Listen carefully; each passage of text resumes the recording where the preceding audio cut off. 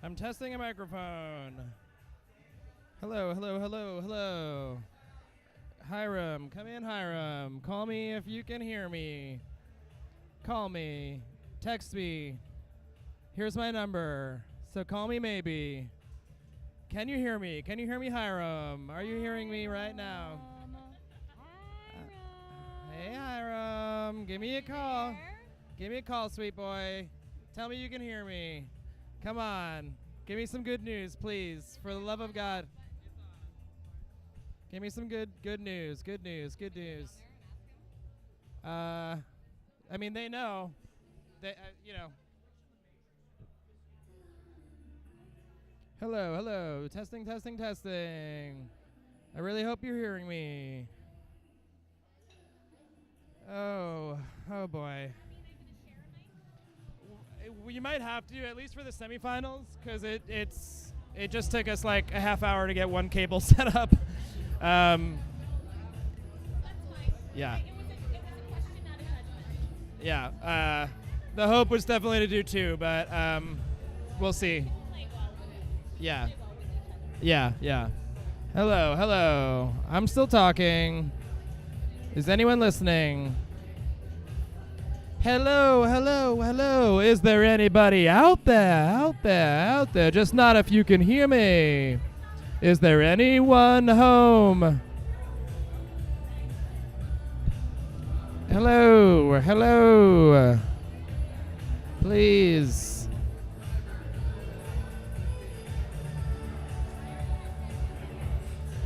Anything. Still testing. Here we go. He can hear you. He said he wants you to keep talking. That would be great. All right. I'm still talking.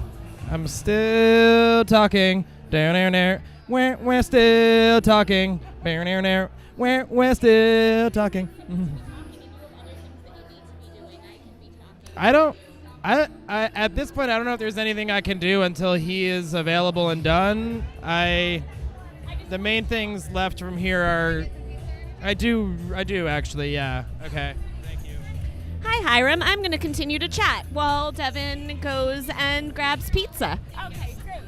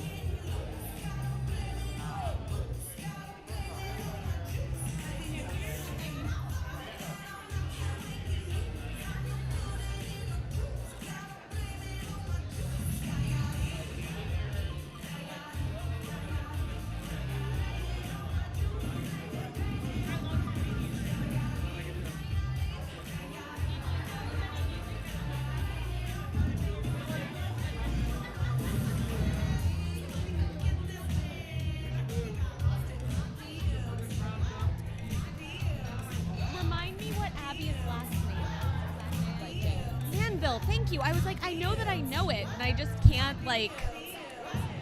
I just typed everyone into my spreadsheet today, and because her handle is Abigail Lynn, I was like, I know that Lynn isn't her last name, but then I like couldn't get it out of my head.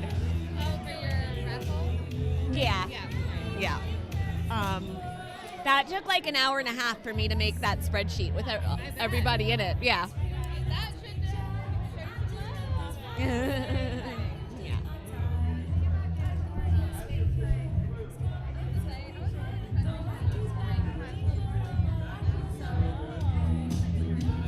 Yeah.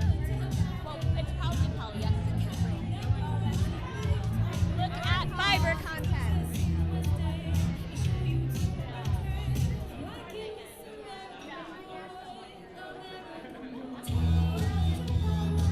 I feel like I have a number of really weird hills that I'm willing to die on. And one of them is that everyone should look more at the fiber content of the clothes that they are buying.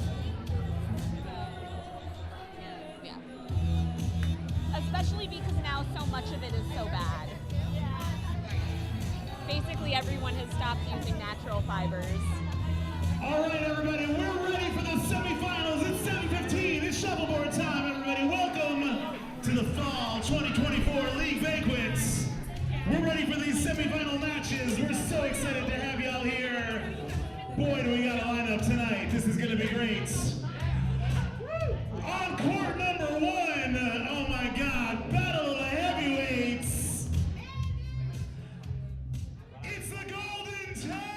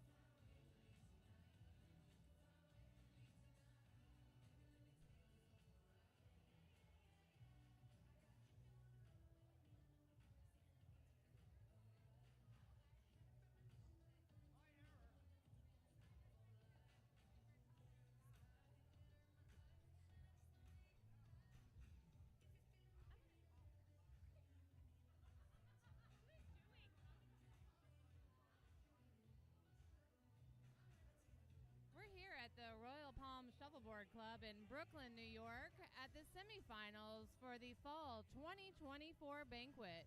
On court 1, we've got the Golden Tangs facing off against Ting Tang, Walla Walla Bing Bang, two teams that have been here many times before.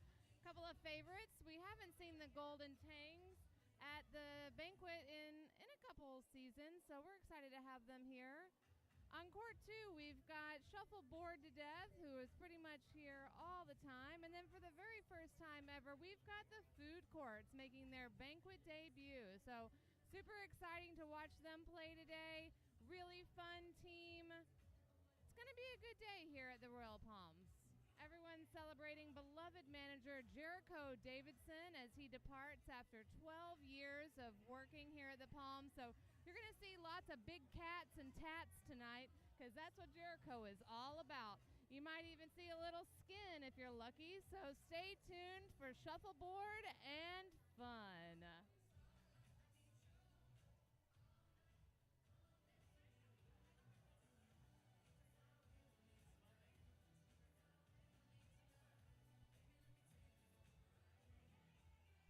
Just to give you a little insight about some of our players here, shooting on court 1 right now is going to be Missy Keiko. She is the number 1 ranked female shuffleboard player in the world and is really quite outstanding. You're going to see some good clears from her. She's a strong, consistent scorer. Looks like she'll be facing off against Roger, beloved Roger here at the club. Hard clearer, point scorer.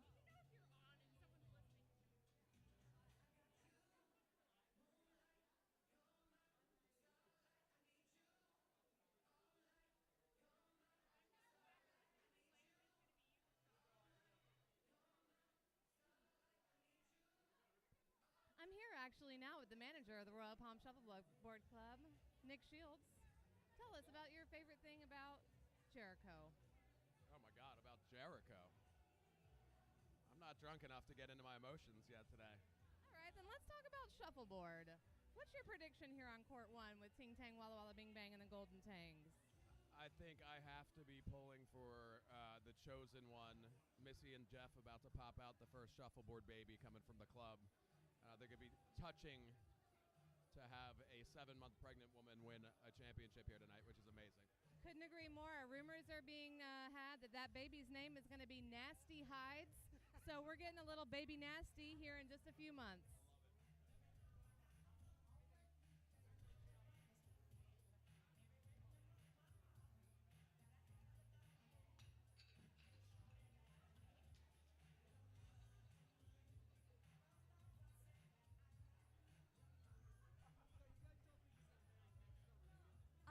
Hi everyone, I'm Katie Woodward and I'm here with Abby Manville and we're coming to you live from Banquet. The crowd is forming, the music is blaring, and play has already started. We're watching 2 games right now. We have the Golden Tangs and Ting Tang Walla Walla Bing Bang on court 1 and the Food Courts and Shuffleboard to Death on court 2. Happy to be here, Katie. Glad to be here with you. We're super excited to see some repeat people showing up to, earn that championship again. But we've also got a very exciting new team representing tonight. Food Courts has never performed in Banquet. They're really excited to be here. They played incredibly yesterday, very consistent, really played a clean game, and their genuine excitement and tears and celebration was very exciting in the club yesterday. So we're excited to see who's going to take each game and move into the finals today. Yeah, and just another note on the Food Courts, it was actually their first time making it through even the group stage of playoffs, so making it out of the first group of 32. So we're really excited to see them all the way here at Banquet. You love to see it. So here on court 1, as Katie mentioned, so we have Golden Tangs playing black for the first game, and we have Ting Tang Walla Walla Bing Bang playing yellow in the first game. We've got Henry and Missy representing Golden Tangs, and Ariana and Roger representing Ting Tang. A little bit about our friends on court 2. Looks like we have Brittany and Eric playing black for Food Courts, and we've got Ben and Papa playing yellow for Shuffleboard to Death. So if you hear us referencing them by name, that's who we're chatting about. And I believe on court 1, we actually had a pretty exciting start with the Golden Tangs. I think got kitchened on their. I didn't see if they got kitchened or if that was a self-kitchen, but they're down 10 to start with, which is a pretty big start. Yeah, that is a big start. The good thing here is we've got a lot of game here, and so Katie and we know to not let that like get us down. Really keep level-headed, keep calm, cool, and collected because we got a lot of frames here. Golden Tangs, they know that well. They've been in this place a lot. They've been in a lot of high-pressure games, and so I'm confident they're going to keep it very level-headed and really think about how they can just go up from here. But I do also think that Ting Tang might take this opportunity to kind of go up a little bit here. So it'll be interesting to see what happens. Yeah, I also think that it's interesting that we have two teams here that have very similar play styles because both of them are like seasoned, experienced teams that have kind of a team captain who does a lot of coaching. So I think we're going to see a lot of Jeff throwing out information to his teammates on the Golden Tangs and Paul having some chats like he is right now with Roger for Ting Tang. Yeah, and if you're not from our league or you're watching from elsewhere and just kind of checking out what we do here, coaching amongst your team, this is our team sport. This is a team league here, so you'll see a lot of that. We like to, remember to kind of keep it moving, keep the game going, but it is a team sport, and as Jeff Zev always says, like he loves the team sport and he loves the coaching moment, and there's different levels of skill across the team, and also different people are going to have different perspectives on shots. So you'll see that kind of camaraderie in our team league here, which is really great. The one thing that's not allowed is walking down the court to talk to your teammate who's playing. You're not allowed to walk down the court, and people have very strong opinions about this. So if you see it happen, you might also hear people booing it. Yes, definitely. I think that takes up a lot of time and kind of can impact the play of the game. Additionally, if you're trying to communicate something to your teammate across the court, you can do some pointing, some gesturing, and ideally you've practiced and played with your team enough and communicated enough that they're able to pick up what you're signaling to them, and that's just kind of like part of being on a team together. So ideally you've kind of worked out those hand motions and things. So we'll see if we see any of that come into play. Let's talk about court 2 for a minute. It looks like we also had an interesting frame take place there. So looks like shuffleboard to death on yellow went up 7, with food courts on black getting a kitchen or a -10. So we've got a 17-point swing after one frame in that game. So it'll be interesting to see how they shift their play. Do the food courts get aggressive already? It's only frame 2. Or are they just going to keep it cool and not let it, make them sweat? Yeah, it's interesting that we've started both games with a stolen hammer. Stolen hammers all around for frame 1. Yeah, that's pretty unusual. As we finish up frame 2 on court 1, we'll see that Roger hit that 7. So we've got the same exact difference happening in both games right now. Just as a reminder, with Ting Tang up on court 1 and shuffleboard to death up on court 2. And now Eric's going to try to knock out, and whiffs past, and that's rough. So he whiffed past that scoring 8, and he landed himself in the kitchen. So sad because that was clearly the right speed, where if he had hit the biscuit, he probably would have stuck it and gotten the yellow biscuit into the kitchen. And then that was a self kitchen. And then a self kitchen on yellow. So that is an odd way to come up 8 points off hammer. I'm wondering, Katie, if the courts are a little bit sticky today. The speed changes and shifts depending on a lot of things, how things are waxed, how recent or often things have been waxed. But I'm seeing a lot of sticking happening in places that people aren't expecting it to, so we just had to stuck clear on court 1 as well. Coming in, trying to clear the disc and just instead replacing it, which we know is just sort of a frustrating shot because it can feel a little bit like, that was sort of a waste of that disc is how, we would reference it. So I'm wondering, they might be a little sticky today, and we might be seeing a lot of that happening. Also, if they're freshly waxed, that can also really affect things. So we might find that they're going to either speed up or slow down as gameplay happens. Yeah, that's something we think about a lot in the whole day of playoffs yesterday, is by the time you were hitting your 3rd or 4th game, the discs had really warmed up on the courts, and you got to be mindful of how much they're going to shift and change throughout the day. Shout out to the Nice Biscuits. We've got some New York Shuffleboard biscuits out here. They are some fresh, nice new biscuits. We've only used them maybe 3 or 4 times, so they're in really great shape, which is great for really good, solid gameplay, and not feeling like a chipped disc or a disc that's really worn down could affect your play. Old discs also tend to have chips on the bottom that can really screw things up for you. And these also have the added bonus of they are marked, each set is marked 1, 2, 3, 4, and and they're a different color for each court, so you're never going to get your discs mixed up with the other court next to you, and you're going to know which disc is which if you want to shoot them in a particular order, which is really, really nice and not something that we have with our normal discs that we use during normal league play. Yeah, when the normal discs we're typically using here are the discs that the public uses here at the venue as well. So they've just seen a lot more play and a lot more, walk-ins, and so they're just not quite in the same shape. So we're definitely grateful to have these and have just a better setup for these more important games. And we just saw in court 1, Roger almost sent that disc right to the kitchen. He got lucky and it landed on the line, but that's another unexpected disc. I don't think that was what he wanted. It's always interesting to watch how people are adjusting for the speed. One of the things I think is really challenging about the game is going from a clear speed to hammer speed to a kitchen speed, and if you're spending your whole frame with these really hard and fast clears and then it's time to make your hammer, I think that's why we often overshoot them. Or on the flip side, you kind of overcompensate and way undershoot it because you've been throwing so hard. And so it's just kind of interesting to see how he adjusts here with his speed and what he does with his last shot while he's off hammer. Katie, what do you do with your last shot off hammer typically? It depends if we're up or down points. His team is currently up by a decent amount, so I'm wondering if he's going to do what he did with his last shot, which is blocking up that disc that's hanging out, begging to be kitchened, because he doesn't want Missy to split that into 2 discs, and we all know Missy can. That's a great point, and I think while we're talking about that, a lot of times you'll see a player like Missy walk down and look at that disc and see if there's enough space to actually get the 7 and bump it into the kitchen.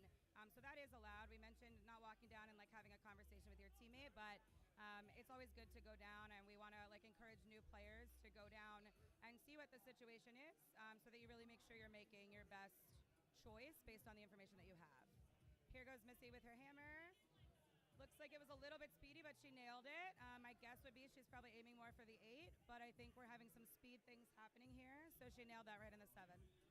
I do feel like there should be an entire separate game for style points, and I do feel like you should get extra style points when you land your disc perfectly on the number like that. It's so satisfying. You love to see it.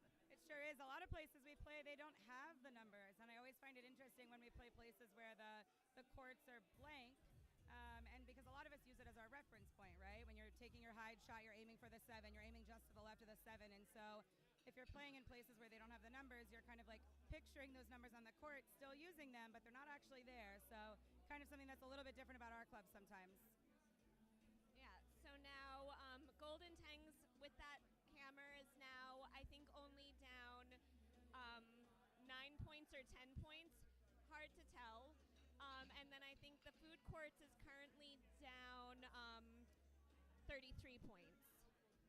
It's 13 to -20 over on court 2. And they just finished a frame, though, and I didn't see how that shook out. So at this point, yeah, same score. So halfway through both games right now. 13 to -20 over on court 2.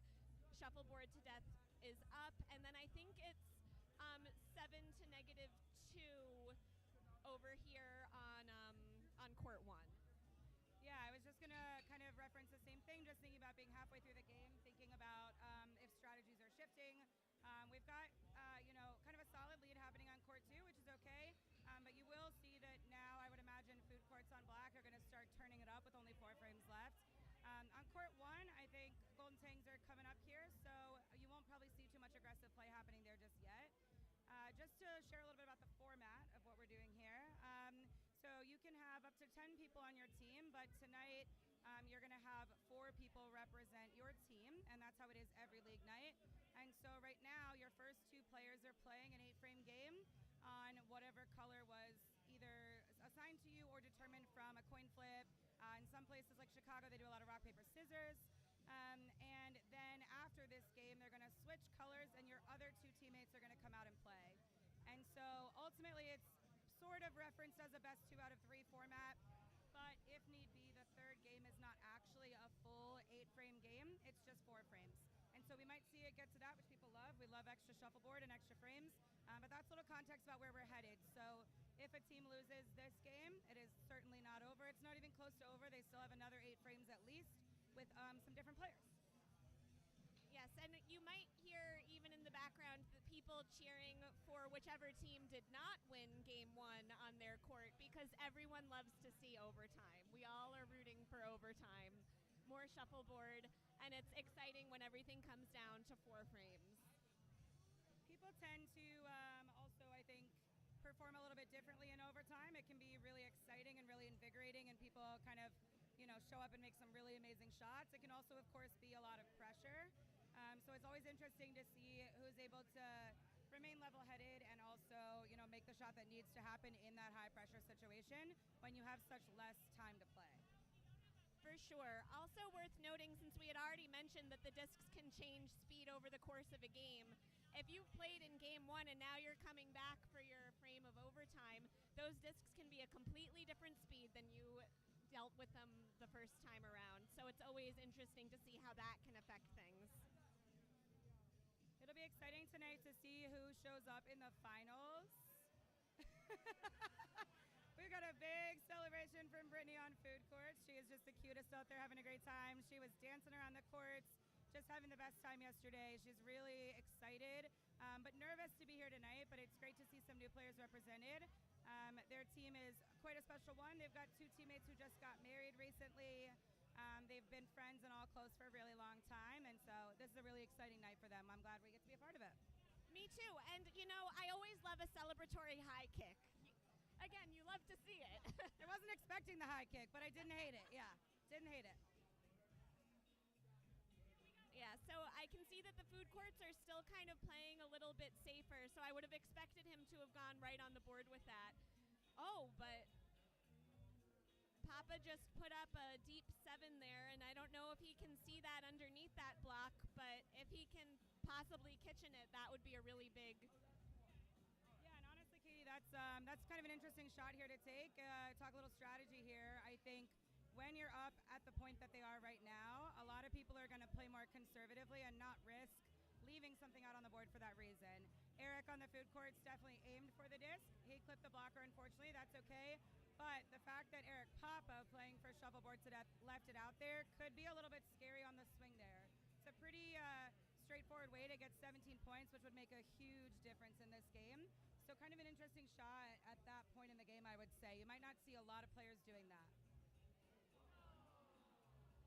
That was a very unfortunate roll from our friend Eric on the food courts. He came in towards that disc, and unfortunately that roll right sent him right into the 10 off. So that's a self-kitchen there. You heard the crowd react a little bit, but let's not forget there's a whole other game.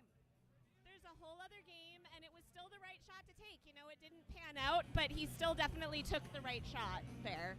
Yeah, and that's what's most important, I think, most of the time when a lot of us are reflecting about the game, is the first question is really just determining if you took all the right shots. Do you feel really good about all the shots you took? Execution is going to vary all the time. That's always going to happen, but making sure you take the right shot. You may or may not have just heard me yell, "Oh no," because that is my natural reaction whenever I see someone about to potentially self-kitchen, but luckily that one went all straight through the back, so he only has 1 in the kitchen, and now Eric Papa just put up another 8 for shuffleboard to death, so he's coming up 18 points on his hammer, which is a pretty big swing in a game that already has a large point differential. Definitely, and so at this point, it's looking like about a 44-point difference, if I'm seeing that correctly. And so right now, food courts are going to keep pushing, they're going to keep trying. We've seen much crazier swings happen in 2 frames, but I think also it's so important for them to just be thinking about, what can I do right now to help us set up for the next game? Hopefully, their teammates are watching the drift, they're watching the discs, they're thinking about what's happening, what's going wrong, because at this point, the 2 people who are playing cannot play in the next game. So they can't exactly practice their shots for the next round, but I think their teammates could be really strategically watching. For sure, that's a really good point. And going into these last 2 frames, it's also good to note that each team has the same number of hammers. There's 1 hammer left for each team. And so we have a closer game here on court 1. That's only a 13-point difference, which is really nothing in terms of 2 frames especially. So Ariana's just going to try to keep this really clear and preserve their lead and score her hammer to give them even like a little bit more of a lead going into the final frame when they're going to be off hammer. Yeah, and so, like Katie said, 13 points is definitely doable in 2 frames. I saw a lot of games yesterday that had a big swing in 16 points or 17 points sort of at the end. And so this game is definitely not over. It'll be interesting to see what Golden Tangs is thinking about their shots in this moment. And so right now we can see there's a black disc on the court that's riding between the 8 and the 10 line. From our angle, we can't tell exactly how much of it's over the line, but this is the kind of disc you want to be wary of leaving there, because Henry could slide his disc in there and turn it into 18 points, which is the shot that he is likely thinking about next, which is why Ariana's teammate coached her, and I'm sure she also already knew, that she needed to get rid of that and take that opportunity away. Ariana was, I imagine, hoping that her disc would also end up off the court, because now Henry has a different opportunity. Now Henry can do like the up and back and hit the 10 and potentially kitchen it, which would give them a 20-point advantage here, which would be really exciting to see. Super exciting to see. And also, I think that Ariana did try to hit it on the appropriate side so that if it rolled over, it would at least be behind that block that she had put up. And it just didn't make it. So now let's see if he can. Oh, well, I think he really did mean to kitchen that there, but he hit it a little bit too far on our left, so he just cleared the disc. But it at least keeps her from being able to get a 2-score hammer, because she could have split that into a 10 and an 8. Yeah, and so the opportunity was there, which is just something to remember, when you're ever playing and you're down a little bit here, knowing that he still had that chance. It's unfortunate it didn't go how he hoped, but just kind of keeping that in mind when you get down a little bit and not letting it run your game, into the ground by starting to maybe, get frustrated or feel like it's really out of reach. It was still in reach here, and it still is. Anything can happen, but Ariana nailed her hammer to kind of give them an additional 8 points here, which I think makes it 21, which is a very big feat for Missy to recover from here, even though she has hammer. But Missy's a pretty incredible player, and we've seen people do it. So we have, and certainly Missy is capable. Roger's just going to really need to be on his clears. He's going to need to have really clean clears and not give her any opportunities, because she'll take them. And it's really important to be able to convert opportunities like that, and we know that Missy can. And she threw that right down the center, and center discs, I feel like, are often harder. People here like to call that the Brooklyn shot.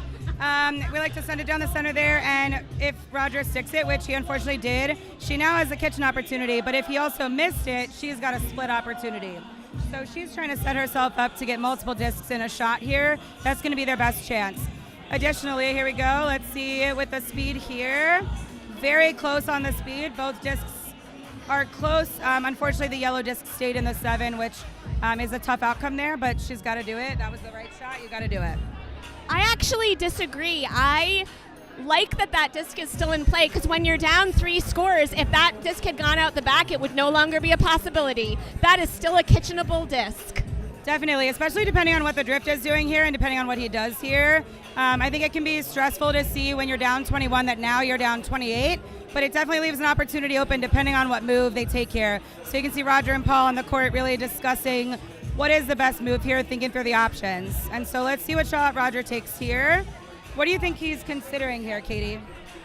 I'm wondering if they're just considering a clean block to just block it up and keep things.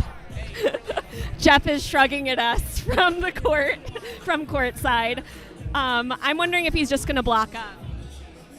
Looks like that's the shot he went for, thinking exactly how Katie was thinking, that Missy could come from the 4 spot, which is your widest angle shot, and get in there and kitchen it, and potentially from that angle she could have got the 7 and the kitchen. So he's taking that opportunity away. She's got a couple options here. She could go for the split for 16, or she's bumping her disc back into the 7 disc to try to get hers in the 7 and the kitchen. Yeah, I think that she's definitely going for both those. Oh. Unfortunately, there was just a lot of speed there, I think, which also makes sense because she was short on the last shot, and so often we're going to, overcompensate in that way. And so you see Roger throw his disc off. He knows that even if she hits the 7 kitchen, that's not enough to win the game. And so he's not going to put anything else out there and let her play with it, for lack of better words. And so she's still going to go for the shot here. She's going to close out the game good. Nice. And so she gets it on the board just kind of for the fun of the end there. And so we have a game 1 win going to Ting Ting. Yeah. Also, I think never underestimate the overtime practice shot. Assuming that your teammates pull out a win in the next game, you might need to make that shot in the last frame, in your overtime frame. That's a great point. And so we were obviously a little more focused on the commentary for the game that was a bit closer. But you can hear Jonathan Schnapp announcing the winner is Shuffleboard to Death on Court 2.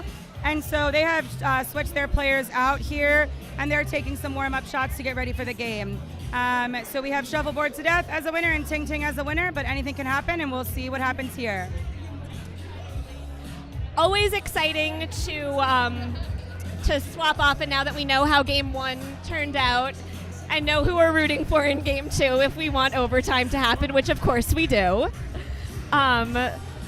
So everyone's doing their practice shots now. Everyone gets 4 practice shots with the discs that they are going to be using the whole game. So you'll notice that the players at the head of the court to start with are going to take their 4 shots down, and the other 4 players are going to take their 4 shots back.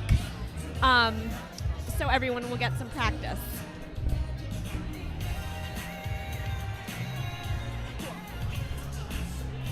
We're going to just take a minute as they transition over and take their warm-up shots, and we'll be back to provide some commentary on the next game.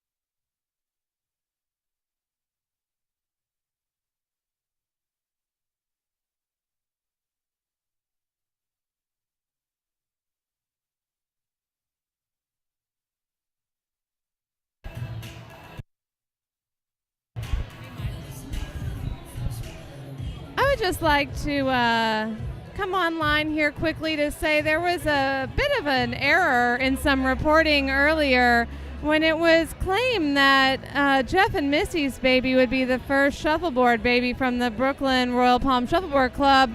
We're here on record to say that Max and Angelina have just welcomed a cute little shuffleboard baby girl into the world, the newest shuffleboard. So, sorry, Nick, you were wrong. But we're having fun here. Jeff is looking like Jericho. And we're about to get into games number 2. And actually, game number 2 has already started on court 2 with Shuffleboard to Death scoring their first hammer. And now we have Mandy of the Food Courts against Nelson of Shuffleboard to Death playing from the foot. And Mandy is actually the only member of the Food Courts that's played at Banquet before. She also plays for Body Yaddy Yaddy. And so this is at least her second, if not third, Banquet that she's played at. So she's the most seasoned, I think, of her teammates on the Food Courts. And she was playing great yesterday, so hopefully she'll bring that energy today too. And Nelson has a scoring 8 on the board. And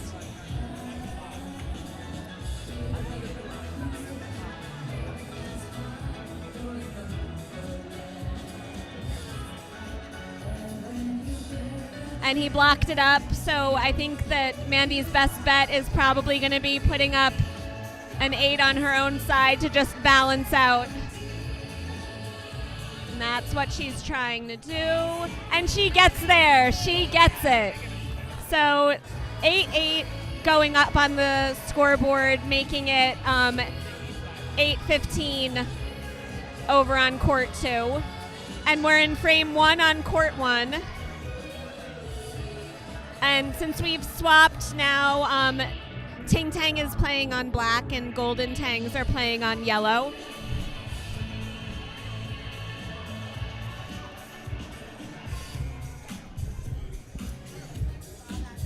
And I think that's a scoring 8. I didn't see if that was called in. It's in. So Jack's trying to clear that up so that he can do something with it. And I think that now John's going to be trying to put up another block right in Jack's way. It'll be exciting to see how these games go. We're starting off with a pretty close game on court 2. And of course, we're just getting started on court 1. But it'll be interesting to see how this starts out. Have you introduced any of the players and teams and colors just yet, Katie? Only Mandy and Nelson. So do you want to tell us everybody else? Sure. So on court 1, so Ting Tang has switched over to black on court 1. We have Jack playing at the head of the court, and we have Paul playing at the foot of the court. Quite the matchup here down here at the foot. On yellow, we have Golden Tangs. We have John playing at the head of the court, and Jeff Zev playing at the foot of the court. Jeff and Paul is a very fun matchup here. A lot of people are going to be looking forward to watching this just because of the time that they spend here, the time they are spending in the community. They're two people who travel to tournaments a lot, and so they have a lot of experience. Moving over to court 2, we have Maddie playing on black for Shuffleboard to Death and Nelson. And then our ladies on court on yellow from the Food Courts. We have Mandy and Carrie. Thank you so much. Hard to see from here. And so those are the 8 players we have right now. Again, these are the alternate, like not alternate as in second, but just alternate part of your team that didn't already play. And so none of these players were in the first games, in case you're watching from somewhere else. And just want to be clear that we have 8 new people out on the court right now. Thanks, Abby. And I did shoot that over to you because I did not know everyone's names. So I made that your problem. So thanks for handling that for the group. All right, let's maybe talk a little bit here, Katie. Let's see what we're going to see here from Paul and Jeff at the foot of court 1. And so in Paul's first... Paul put up a clean 8 to start with, which is a fun, bold move to have from Paul. So coming out of the gate a little bit aggressive, which is fun for all of us to watch. Yeah, and I think what you might be wondering is, was he aiming for a St. Pete block?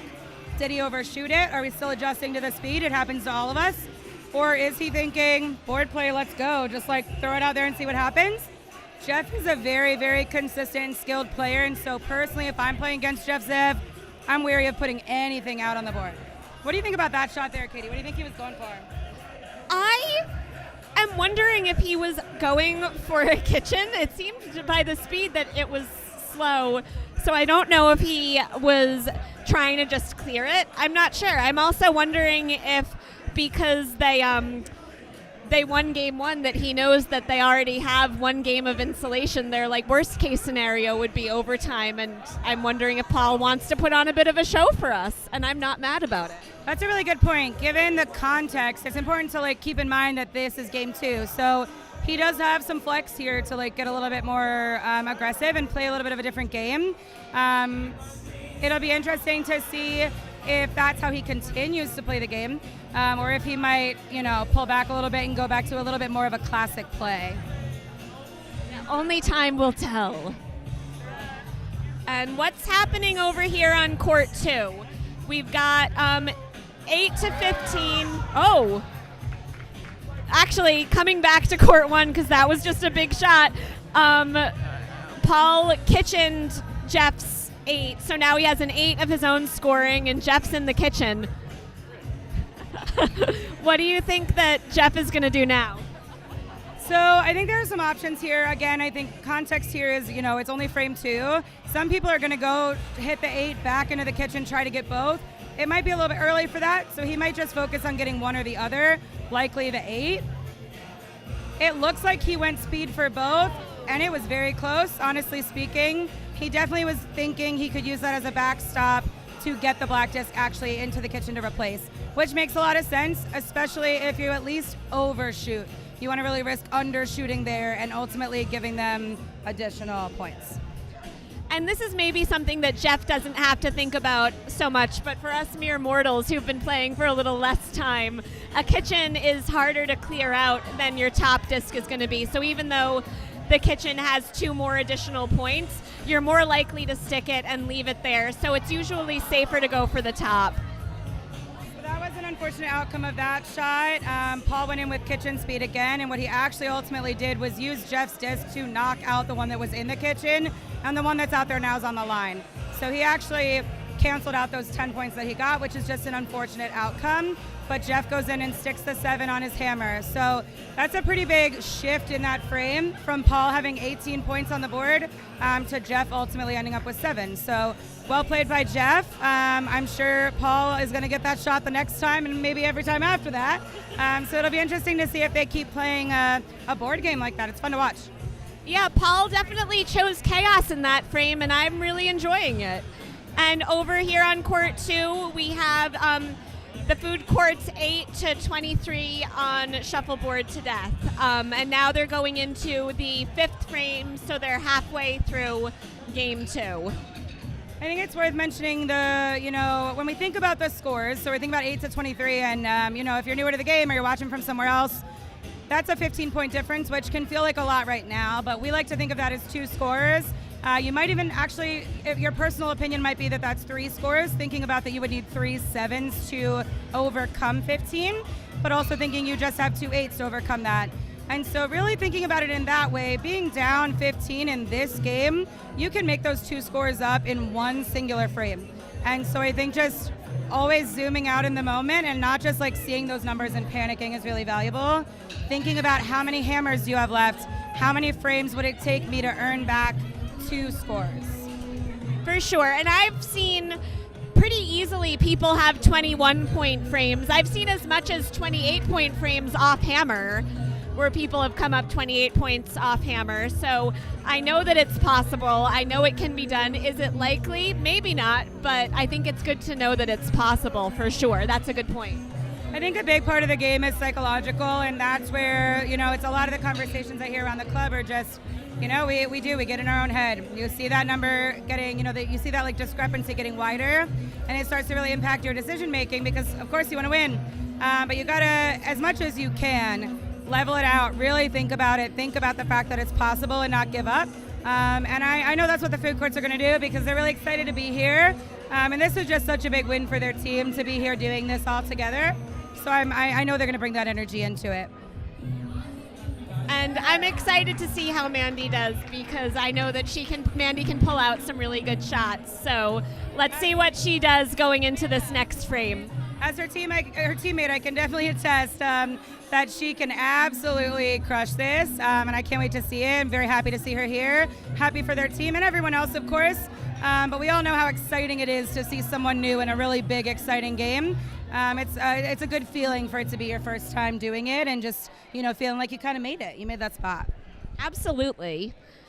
And so right now, Nelson has a St. Pete block up, so we're going to see if Mandy clears it and tries to just play for her hammer, or if she goes on the board to try to make some magic happen.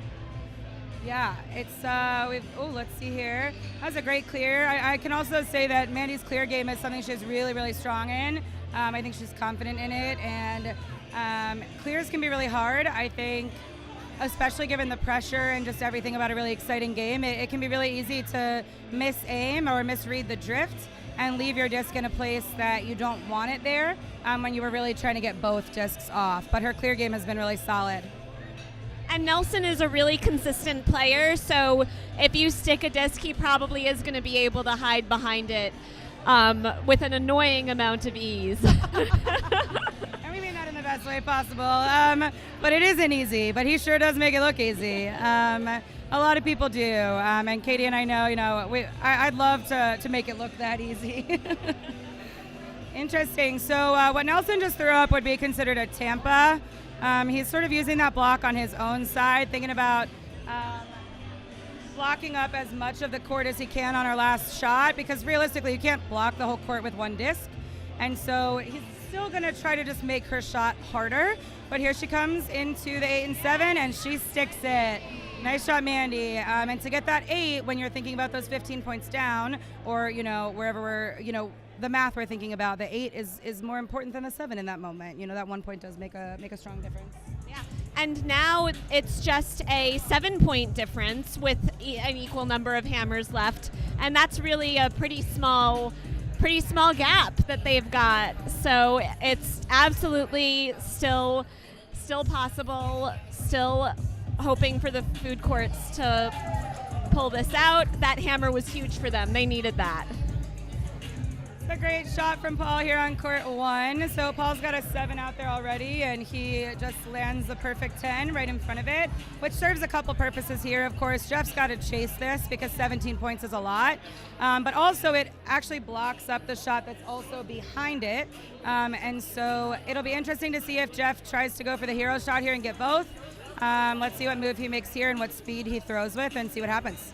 And it's his last disc, so he doesn't have another opportunity. Oh, he almost got both, and it looks like, yep, that 10 is good. So there are 2 scoring discs right now, and Paul is going to be aiming to get rid of that 10 without knocking his own out in the process.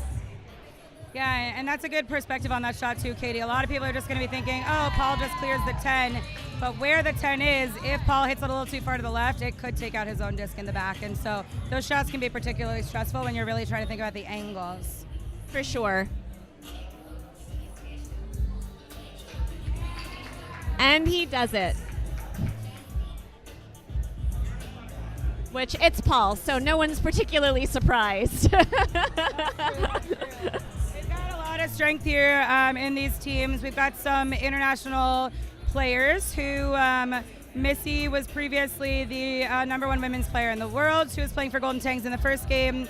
I believe Paul was the second place player in the world last year, and I believe this year he was 5th or 7th. So also still amazing. Lots of people play from all over the world. Jeff has also played in the internationals. A few of these people have shown up there and represented Royal Palms and Brooklyn really well. Eric Papa has also played. And so, yeah, a lot of these players out here are playing a lot. They're traveling around the country to play and just representing wherever they can. And over here on court 2, the food courts already have 7 scoring on their hammer, and now they have an opportunity to get another disc scoring. And They almost knocked one of the shuffleboard to death discs in, but they didn't, so they came up 7. So now it is a tie game over on court 2, which is super exciting. So Nelson needs to score his hammer to win it. So just popping back over to court 1 as they kind of reset on court 2. We're at a tie game over here as well. So this is pretty exciting. Of course, court 2 is quite a bit ahead. They're three frames ahead of where court 1 is. And so let's talk about the last frame on court 2. Mandy's throwing up a block on the right side of the court to prevent Nelson from being able to score his hammer on that last shot. Nelson's going for the clear here. He does get her disc off, but leaves his. What do you think Mandy's going to do here?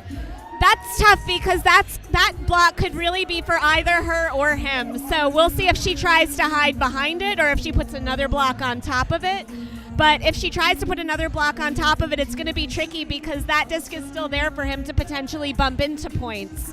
So it's a kind of no good choices option. Yeah, I think the fact that that shot is there and can be bumped in is really interesting versus being a high shot. And so it looks like Mandy went for the cross court. The drift looks like it pulled her a little bit into the center. But they're having a great time out there, having so much fun.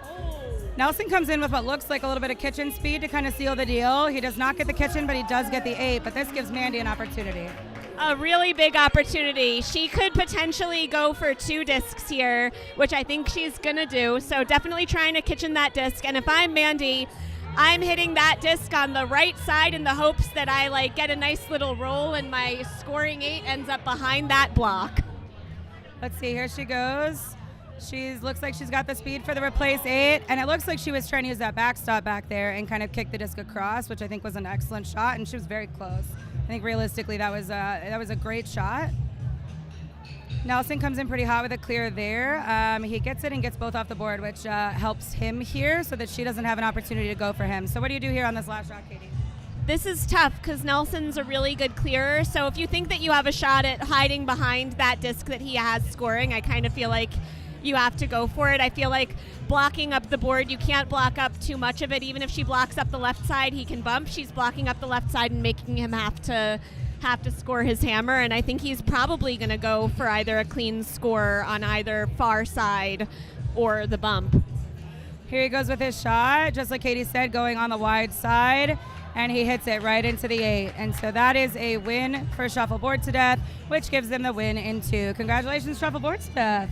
But of course, the rest of us are disappointed because we have been robbed of overtime, which is always sad. But there's still the hope for overtime on court 1.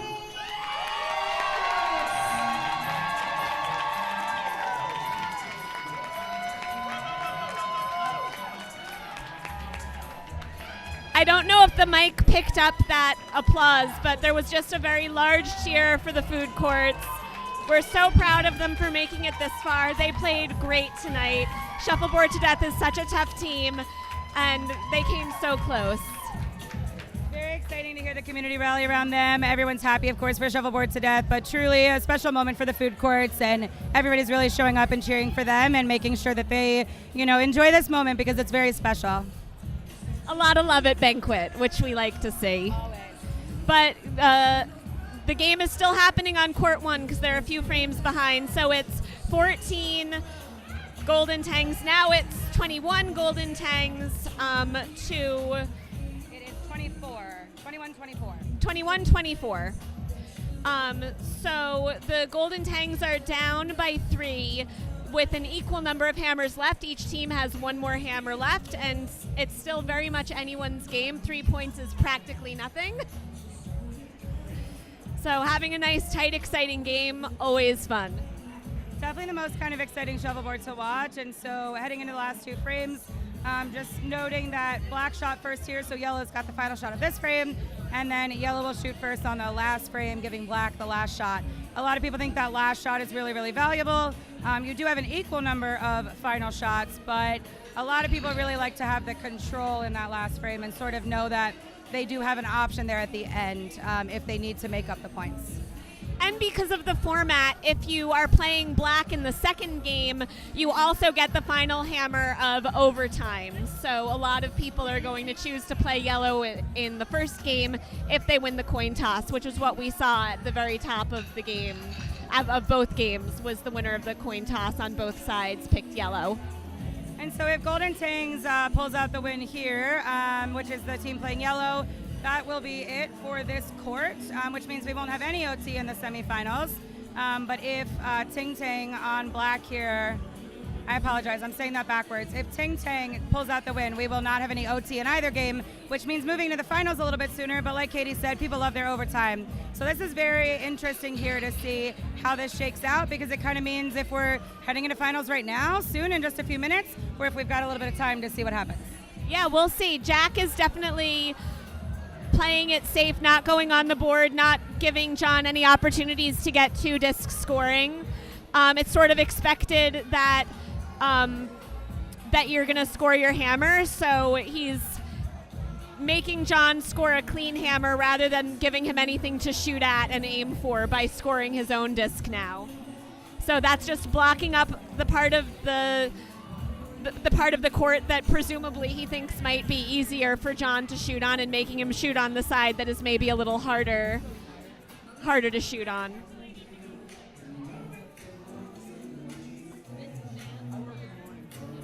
So big hammer here.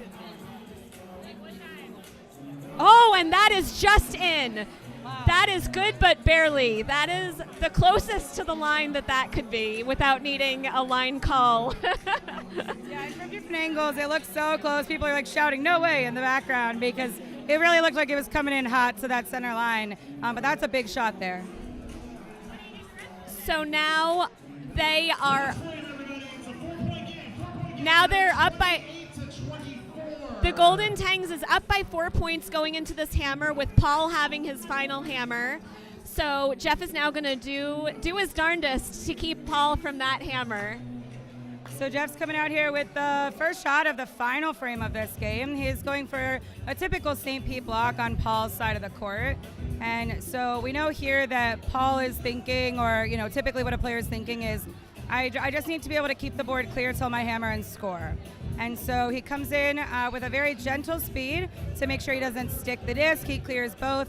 I imagine that's going to be his philosophy and strategy through the frame, and hit the hammer.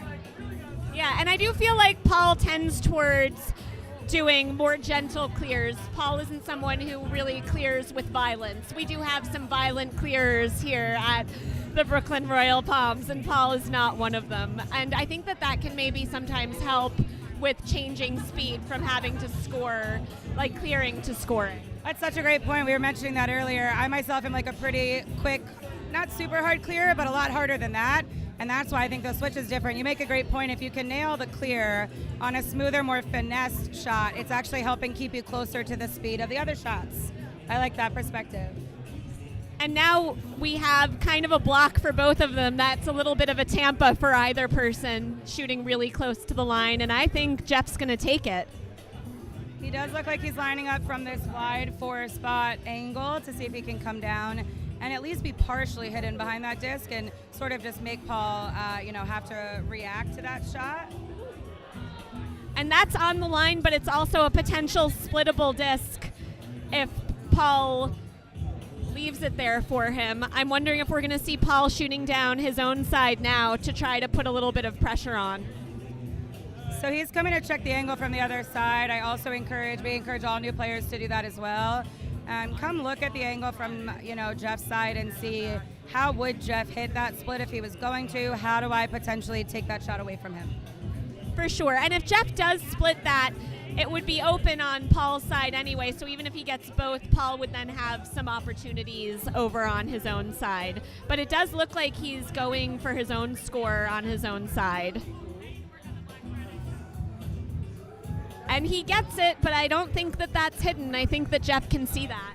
I agree. I think, Katie and I right now don't know the exact finesse of the drift. Like, we're not down there shooting, so it's hard to know coming around that block how much of that disc can he hit, and will he go for the clear here, or Is he going to go for the boulder shot? If he's confident he can get the 2 scores, that's still going to, level out against Paul's 1 score, but it'll be interesting to see which move he makes here. Yeah, and John just gestured that he thinks that Jeff should go for the split. So John just voted recommending to go for the split. So he definitely has to either, go for the split or a clean score at least. If not knocking Paul's score out. He has a lot of options though. And he's going down to check the biscuit to see exactly where it is on the line. Jeff went down, he's back. I can't wait to see this shot. It's going to be a really exciting one no matter what he does because it's big here. As a reminder, they have 28 points with Ting Tang with 24 points. We've got a 4-point difference here. Jeff's lining up. He loves the shot from the 4 spot, let's be honest. Let's see if he can sneak in here and make this happen. I imagine he's going to try to get the split and get Paul's disc. Oh no.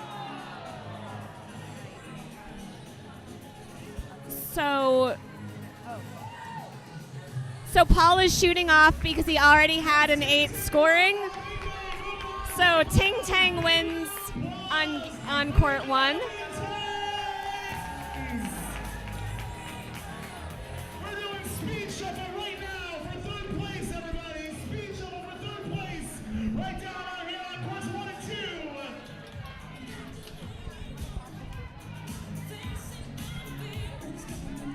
What to talk about?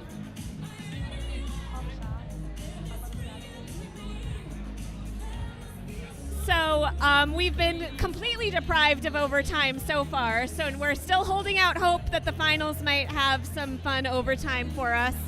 In the meantime, before we start finals, we're going to have a speed shuffle to determine our third and fourth spots.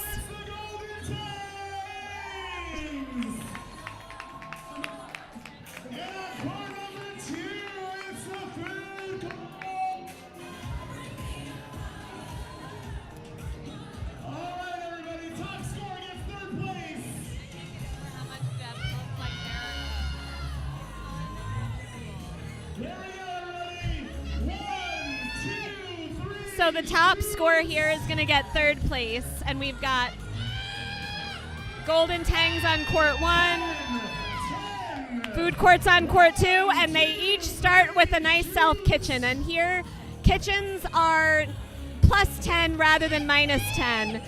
So we're trying to get the most, each player is trying to get the most number of points that they can get with those 8 discs that they've got.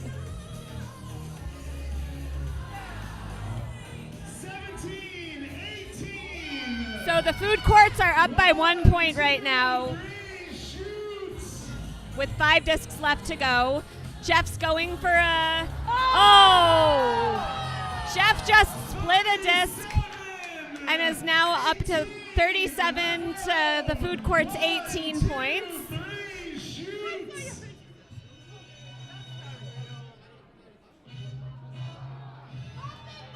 Okay. We're up to 45-18. The Golden Tangs are in the lead. But the Food Courts have a very splittable disc there. 45-18. 1, 2, 3, shoot. Right. Jeff continuing to split his discs. So he's got 60 points to 25 for the Food Courts with the last disc. Last disc, here we go. 1, 2, 3, shoot.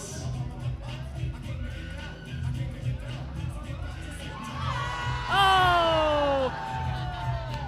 60, 40.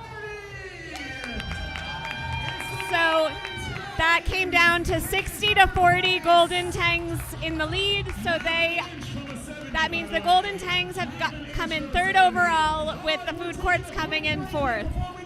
So we're going to be taking a break now before the finals, and we'll be back with you soon.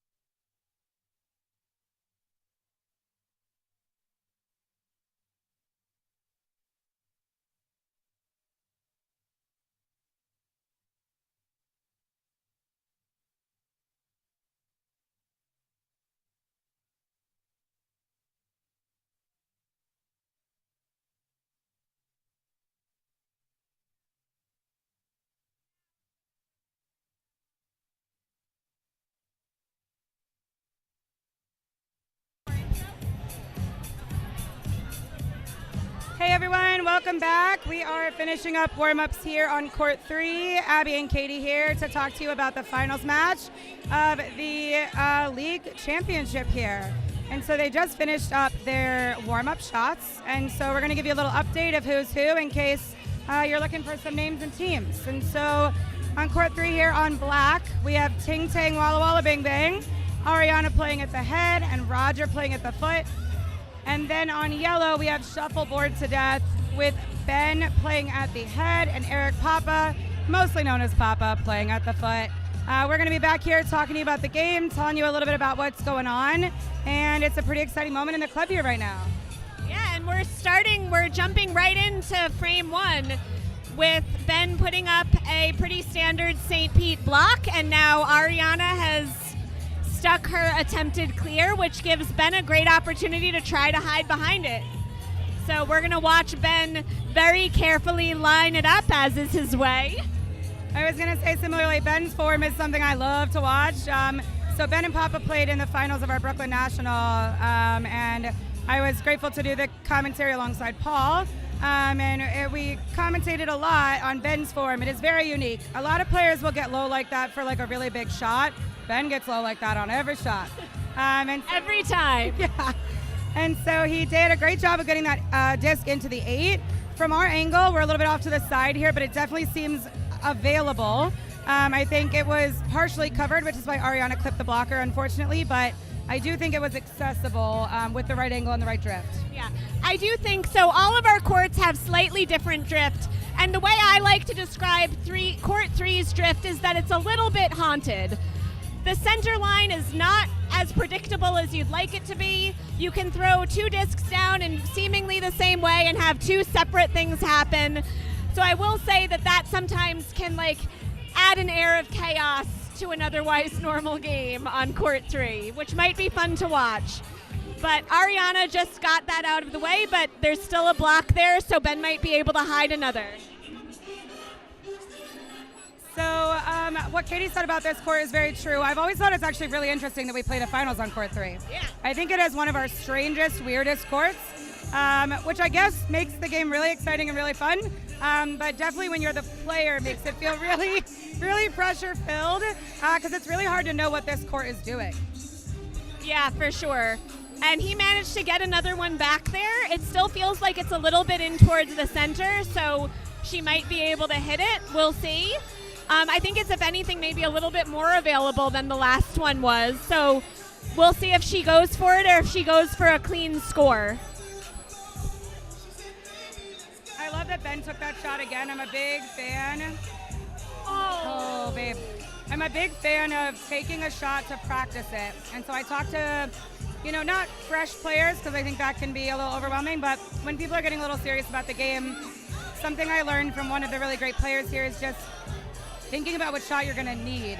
And so Ben just took that shot, and using that to your advantage to then take the shot again, I think is really smart. Again, I think with the right drift, I think it was accessible to Ariana, but not easy. And they're still warming up to the court, of course. It's frame 1. So unfortunately, her disc went right past it. It happens to all of us all the time.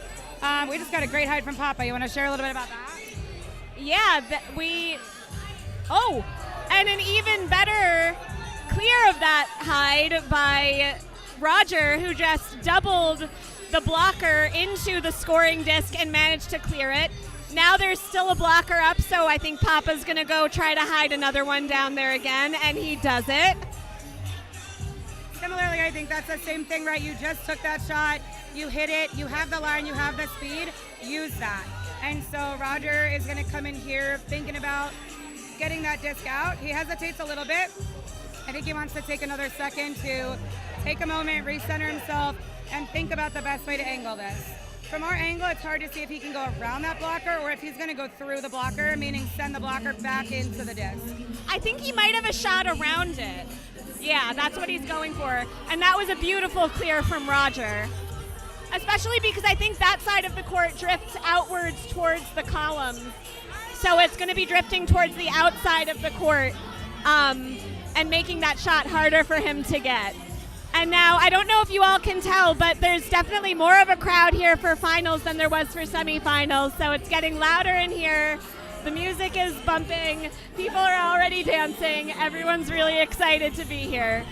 A few seasons back, they started letting us put chairs down on the court, and so it's created a really fun environment here of sort of like stadium seating, getting people down on the courts. And so you'll see on court 1 there's quite a lot of people, less people on the other side because of the columns blocking the view. But people are really in it. It's getting loud in here. People are ready to celebrate tonight, and it's going to be great to crown a new champion in probably just about an hour.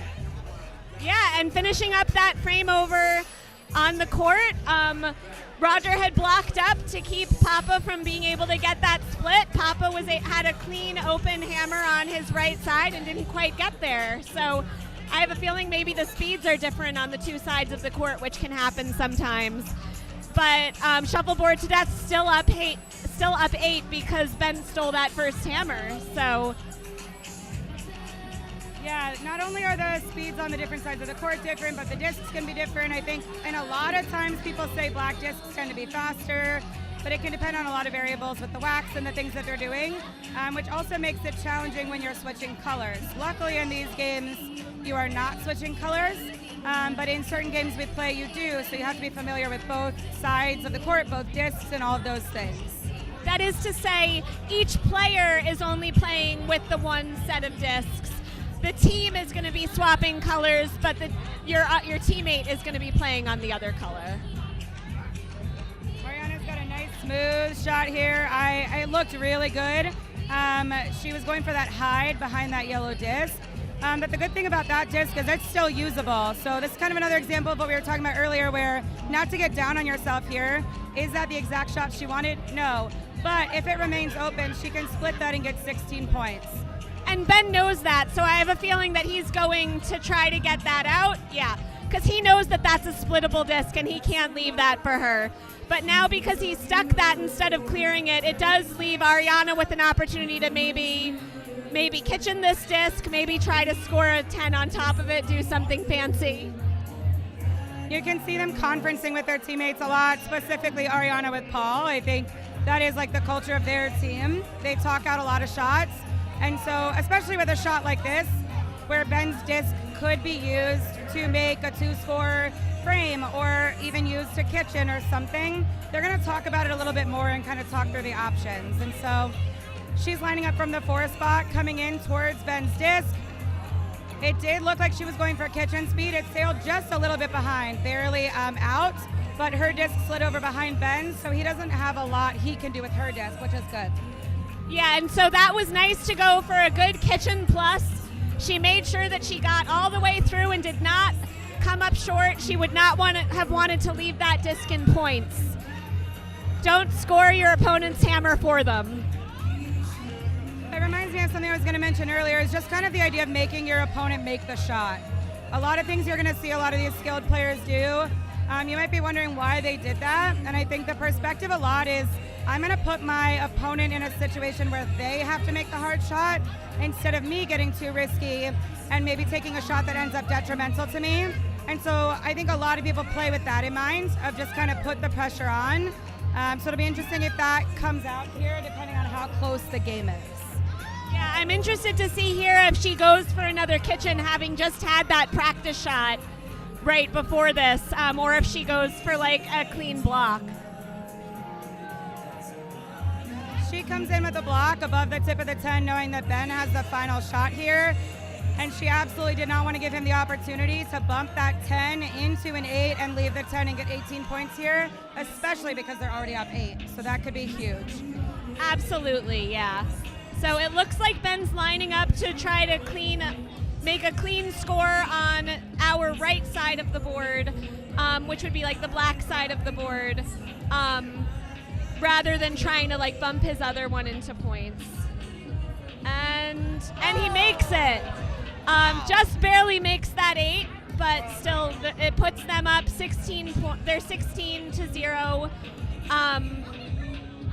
And now Ting Tang gets their second hammer of the first half of the game. And that was not an easy hammer to send across court like that around those discs. As we saw, it barely made it into the 8. Like, that was That was a tricky shot, but Ben is incredibly skilled.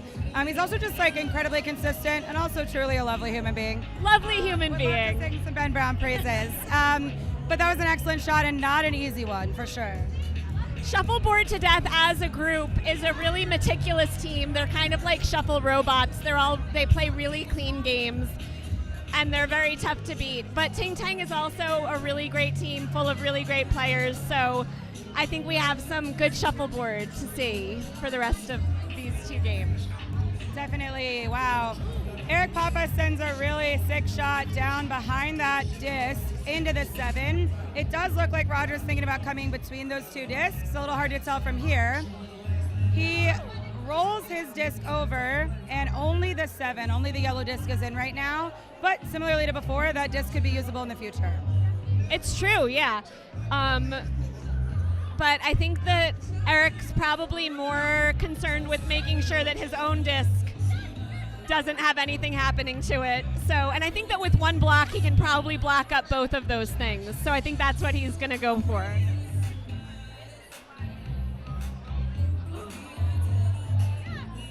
That's a tough shot there.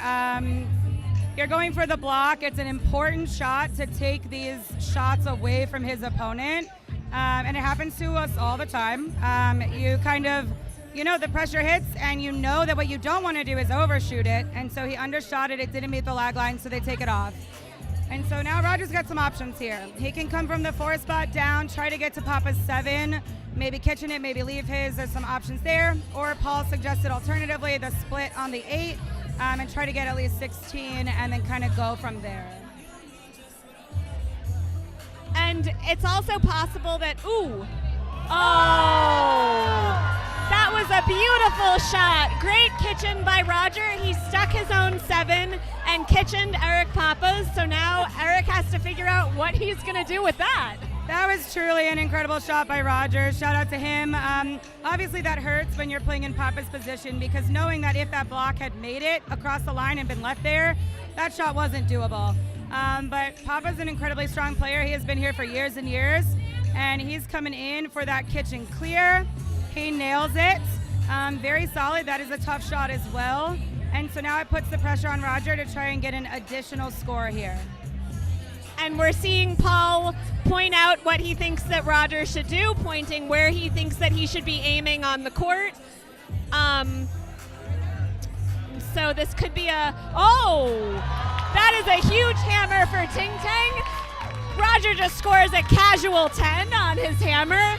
So they're coming up 17 points on that hammer, which means that they are now up 1 point when they were just down 16. Wow, Katie, I love shuffleboard. I love it so much. That was really exciting. Like we've been saying, we've got 8 really skilled players playing here tonight on these teams. It is just so exciting to see somebody go for a really skilled shot and nail it on either side. We're just happy for both of them. But to give them that 1 point up here, that was a massive shot for Ting Tang. So another shout out to Roger. That was awesome. Yeah, that was so much fun to watch. And this is also why we say that 3 points is nothing, because you can easily have a 17-point frame where it just has a big swing like that. So you can't count anything out. I love the roll that Ariana just did. She's going in for the clear, but she came in with a speed that gave her an opportunity to get a block out there. So she's kind of thinking 1 step ahead. And so Ben comes in. It looks like he's maybe thinking high 8, 10, kind of getting it out there and seeing how Ariana responds. But now it's interesting because Ariana really has 2 blocks that she can use, because that disc that Ben just put up, I think, could be used as a Tampa for her if she wanted it. It looks like she's maybe going cross-court behind her own block, and she is trying that, and she gets it. That is a good 7. Again, style points. She's hit exactly on the number 7. We love to see it. That was a great shot. Very composed, knew exactly where she wanted to hit it. From our angle, it's looking pretty directly behind that block. Again, we're off to the side a little bit, but based on the way Ben's checking all the angles, I imagine it must be pretty well hidden, or he might have chosen his shot a little quicker. And again, you cannot trust the center of court 3. The center of court 3 cannot be trusted. It's haunted. So I That's always how I feel about court 3. I agree for sure. So Ben comes in for a bump. He definitely gets the 8. They're signaling that the 8 is in. The 10 does not look in from here, but it must be closer than it looks. Papa confident. Oh, Papa calls 3. Wow. Okay.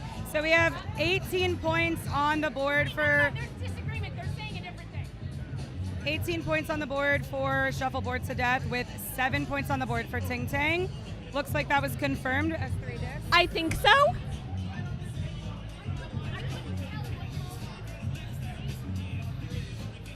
All right. We're gonna Okay, yes. confirmation. Confirmation. 3 discs have been called in.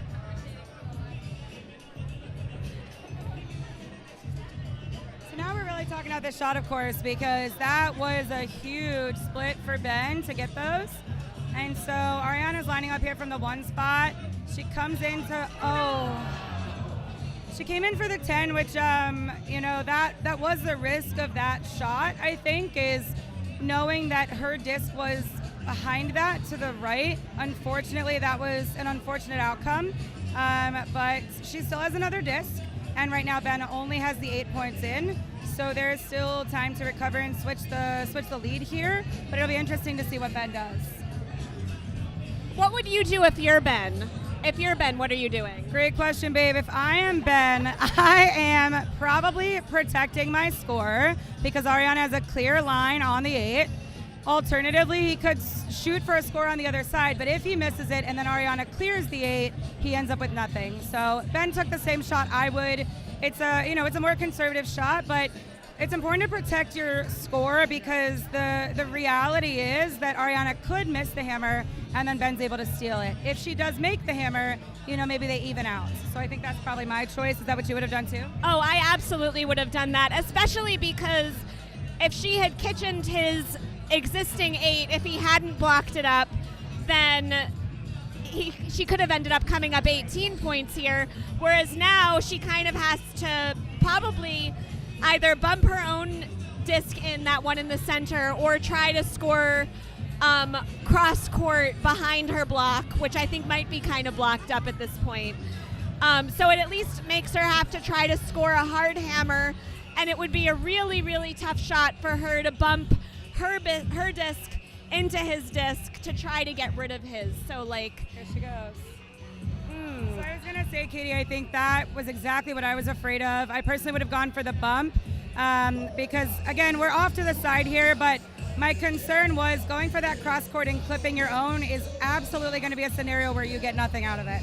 I think if you go for the bump, if you're thinking about if this goes wrong, how can I still make out on top? If she goes for the bump and it goes into the 10, fantastic. If she overshoots it and it goes into the 8, great.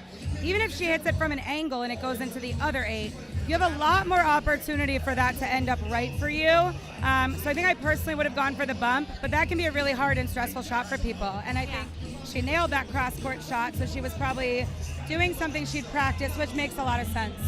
Yeah, I'm with you. I would have gone for the bump, even though, again, court 3, the center of court 3 can't be trusted. I still would have tried for the bump because there's just more wiggle room for you there. I think to your point, going across the center like that, when you have to overcome the struggle of the middle of the court, can really send your disc in a way that you weren't expecting. For sure. And now it's Eric Papa's hammer, so he's trying to keep the board clear to just score his hammer. Just trying to clear everything that Roger puts in his way.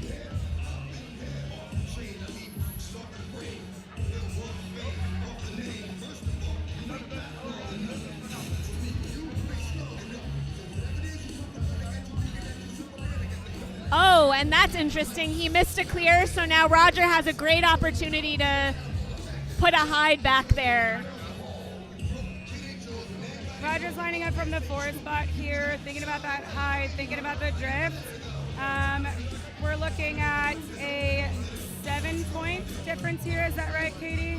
Yes, 7 points. It's 24-17. Shuffleboard to death is up. And so getting back there in that 8 or 7 could be really impactful. Right now we're seeing some clipped blockers happening. Again, it happens to all of us a lot. The drift pulls you a little bit further in the direction you didn't think it was going to do. And, that shot can be really frustrating, but Roger's disc is still in play, and so Papa goes for the cross-court hide.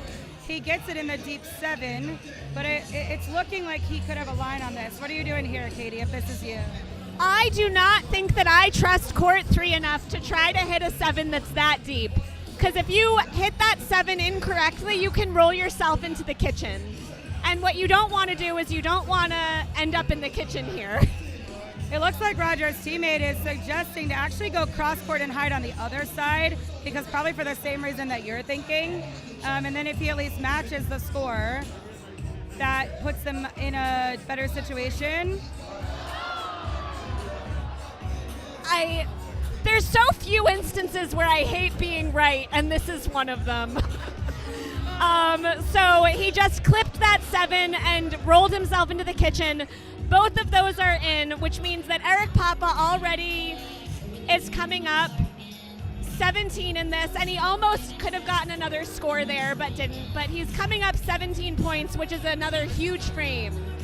Yeah, that was a tough break there. You know, Katie and I play a lot. We know that that's really unfortunate. That hurts because he's coming in for a shot that he could have got 17 points on, and unfortunately it went the other way. But there's still a good amount of game left. We've seen bigger gaps and bigger differences. I'm sure he's feeling that right now, but I know Roger's a very solid player, and he can come back from that for sure. Yeah, and Roger's someone where when he comes down, I feel like he tends to focus in and make better shots when he's down. And we're seeing Ariana go right on the board here because they are down. It's 31-7 points right now, so Ting Tang is down by enough that they're just going right on the board, hoping Ben sticks something, hoping to get some opportunities. So we're back to Ariana here, playing up at the head. She's going to play a bit more of a board game here, knowing that they are down 24 points. Ben's lining up, probably just going to play it as safe as possible, clear the disc as much as possible, get his off. His did stick there, but that's a tough position for a kitchen. I mean, she likely will try it, or she'll go deep 7 for a kitchen bait on her own, just given the score. Instead, she went for the Brooklyn. We talked about the Brooklyn earlier. That shot right down the midline to kind of open up opportunities for yourself and see what you can do. Yeah, and I bet that because, and he sticks it. All right, that is a rare mistake for Ben. And now that gives Ariana a great opportunity. And so Ariana's kind of moving that disc around. She's thinking about the angles here, the drift. She knows she's got to go for it, and ideally she probably wants to roll her disc into the 8, get the yellow disc into the kitchen. The speed looks pretty good, and she gets the kitchen, I think, or it's very close based on the crowd reaction. Her teammates seem to think it was in. He's asking for a call, but the crowd reaction tells me that it is close. So it's at least close enough that we want an unbiased opinion. So Jonathan has been called out to make a call. So there's a little bit of a misunderstanding here that both people have to call the disc because you only bring in another person to call it if they disagree. And so that's what you're seeing just kind of unfold. I think there's just a misunderstanding of knowing that they both have to call it. And so he called it out. That was so close. She almost got that. And so now Ben has a mostly open hammer. There is one disc in the middle that he could knock into points by accident. But otherwise, there's a lot of board for him to score another score on. And he does score 8 on his hammer, which gives us 39 points for the shuffleboard to death to 7 points on Ting Tang. So that is a 32-point difference, which is really rough for one frame. Yeah. And I think it brings us back to what we talked about earlier, right? There's a whole other game. Unfortunately, this is a very tough place to be in. And so I think at this point, Ting Ting should be just kind of watching the drift, watching the shots, thinking about how they're going to overcome in the next game, and kind of just like keeping the perspective positive. But Roger's not going to give up. Eric Papa's going to throw off his first shot, of course, so that it can't be in play. Roger's still going to put things on the board and keep fighting and just see if anything, chaotic can happen. Well, and again, practice shots for overtime, because to get 32 points, he would have to put all 4 of his discs into the 10. He already hasn't done that. So mathematically, he can't come up 32 points with the discs that he has. So, but he's still going to use all of those discs because they're great practice. And so this is the last disc of this game. Roger's going to go for the board just for that last practice shot, that last fun shot. He gets it, 16 points. And so that is the end of game 1. Congratulations to Ben and Papa and Shuffleboard to death. Yeah, absolutely. And we're going to take a brief break, and we're going to come back after practice shots for game 2.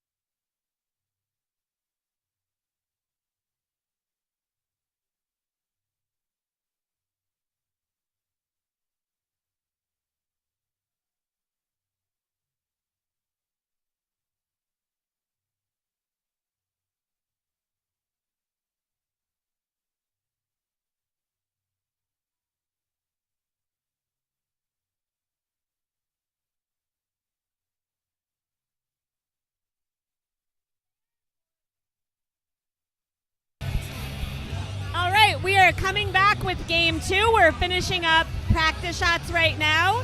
On yellow, we have Jack and Rob from Ting Tang Walla Walla Bing Bang. And on black, we have Maddie and Nelson from Shuffleboard to Death. And Ting Tang has 5 players, which is why Paul has not played is not playing in the finals. Rob didn't play in semifinals and is now standing in, and you can't see it, but Abby is making her shocked face because she's surprised that Paul is sitting out finals. But it's great that all of their players are playing tonight for them, and that they've rotated out. We love to see it. So this is really fun. And Jack started by putting up a St. Pete, and Maddie went for a clear and didn't quite make it. So Jack is clearly seeing if that's going to be enough for him to try to hide, and I think that he's going to go for it. Yeah, so I love the sentiment of everyone getting to play. I think I hadn't realized that I was thinking about there being 5 players out here, but I am definitely a big supporter of everyone getting their opportunity to get out here and play. This is also a team who's been in the finals, quite a few times, which we love. So they do have experience doing it, and it's great to make sure everybody's getting that experience. So I do love that for them. And so here we are starting off with the first frame. Maddie's black disc ended up remaining a block, and so Jack went cross court for a little bit of a hide situation. It's still in a good place, very close to being a 10 or being an 8, but it is on the 10-8 line. Nice shot from Maddie. I think she probably comes in with the intention of clearing the block, and if you get both, great. But ultimately, leaving that block there and allowing him to get behind it again is a place you don't want to be in. It is a little further out, and I'm not sure if on 3 how easy it is for him to get all the way into like the lower part of that 7 that he'd have to get into. And see, that's out. That's not a scoring 10. But it could possibly act as a Tampa if she wants to try to hide on her own side. What are you doing if you're Maddie here? It's a great point. I think with the block that she has out there, it's hard to use that as a Tampa. So I think I would have taken the shot that Maddie took, knowing she has the hammer. She came in pretty quick and unfortunately went on the right of the disc. It happens. But now Rob is suggesting, it looks like Rob is suggesting trying to come into the 8. I'm not sure if he's thinking bump the yellow disc into the 8 or actually just come behind that. It'll be interesting to see where Jack shoots. Yeah, sometimes the bump can be nice because you can use your top disc to block the bottom scoring disc. He actually ended up with a nice high 10, and the 8 isn't scoring, but that makes her shot selection kind of easy. Definitely, but what it makes hard is for her to score here, and so I'm a big fan of a high 10 on my last shot when I'm off hammer. I think when I was a newer player, I was blocking on my last shot, and looks like they're checking it. We'll update you as soon as we know. They called it in. What a fantastic shot by Maddie. That is a very difficult shot, and in that moment, Ting Tang's thinking like, we just stole their hammer. She's not going to be able to keep her 10 in there, so to get that in there is huge. She found the last amount of space in the top of that triangle. There's so much line at the top of that triangle to hit, and she managed to find the one spot without it. Great shot. And she was just smiling so big, so I love that for her. I think that shot feels really fantastic, especially, there are a lot of people here watching. There's a lot happening in the room right now, so I bet she's feeling really good, and that's going to fuel her for just continuing to be really solid. Yeah, and that's a big, big first hammer, because a normal hammer you're getting a 7 or an 8, but to get 10 on your hammer is like, those 3 points can be really important later, 2 to 3 points more. Yeah, we mentioned earlier, sometimes going for the kitchen isn't worth the extra 2 or 3 points, but there are situations where it truly comes down to a 1 to 2 point game, and so for them to go up 10 in the first frame, she's definitely feeling proud of that. And Nelson's putting up some blocks here in the hopes that he might be able to hide behind it because it's Rob's hammer. But Rob's just keeping it clear, trying to keep it clear and score a nice hammer. I think what I'm noticing so far in this game is everybody's playing a fairly straightforward strategy, a fairly similar strategy to each other right now. I think it'll be interesting to see if there's a gap in the score, if we see some more board play or more kitchen play, or what happens, because I think right now they're all trying to really stay solid in a little bit more of like the traditional play. For sure, especially in the first 2 frames. The game has barely started. You don't really know what's happening yet. After, when you're kind of halfway through, is more when you'll see players start to really make big choices sometimes, because there's then, you know, half of the game has already been played, only have half of it left. Oh no. Oh, almost had a self kitchen on a hammer, but it went through. It hit the back line. It's safe, but still now Ting Tang is down 10 after 2 frames. Yeah, and I think when we're thinking about this, you know, being down 10 after Maddie had the hammer doesn't feel so much of a difference, but being down 10 when you've had even hammers feels significantly more difficult. And so that's kind of the lens they're probably thinking through, is like, you know, after frame 1, they might be thinking we're really down like 2 or 3 if we get our hammer. But then when you don't, that 10 becomes a lot more valuable. Yeah, and it is important to think as you're playing how many hammers are left for each team, because if you're down 1 score, that's not much, but it can feel worse if you're going into 2 hammers for the other team.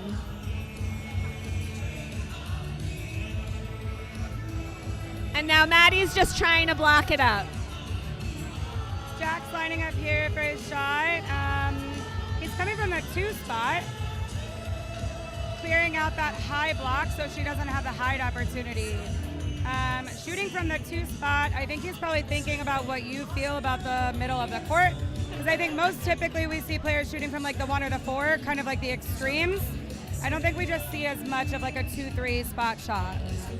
That's true. Can you explain a little bit about what you mean for our people at home who might not know what we mean when we say shooting from the 1? Totally. So when you're looking at your 4 discs sort of lined up straight across in the kitchen where you shoot them from, the 1 spot is going to be the closest spot to the center of the court. And then you work your way out. The 2 spot, the 3 spot, and the 4 spot is the furthest out to the alley. Shooting from each spot is going to give you a different line and a different angle on what you need. And so typically if you're going for a Tampa, you're shooting from the 4 spot so you get your best line across.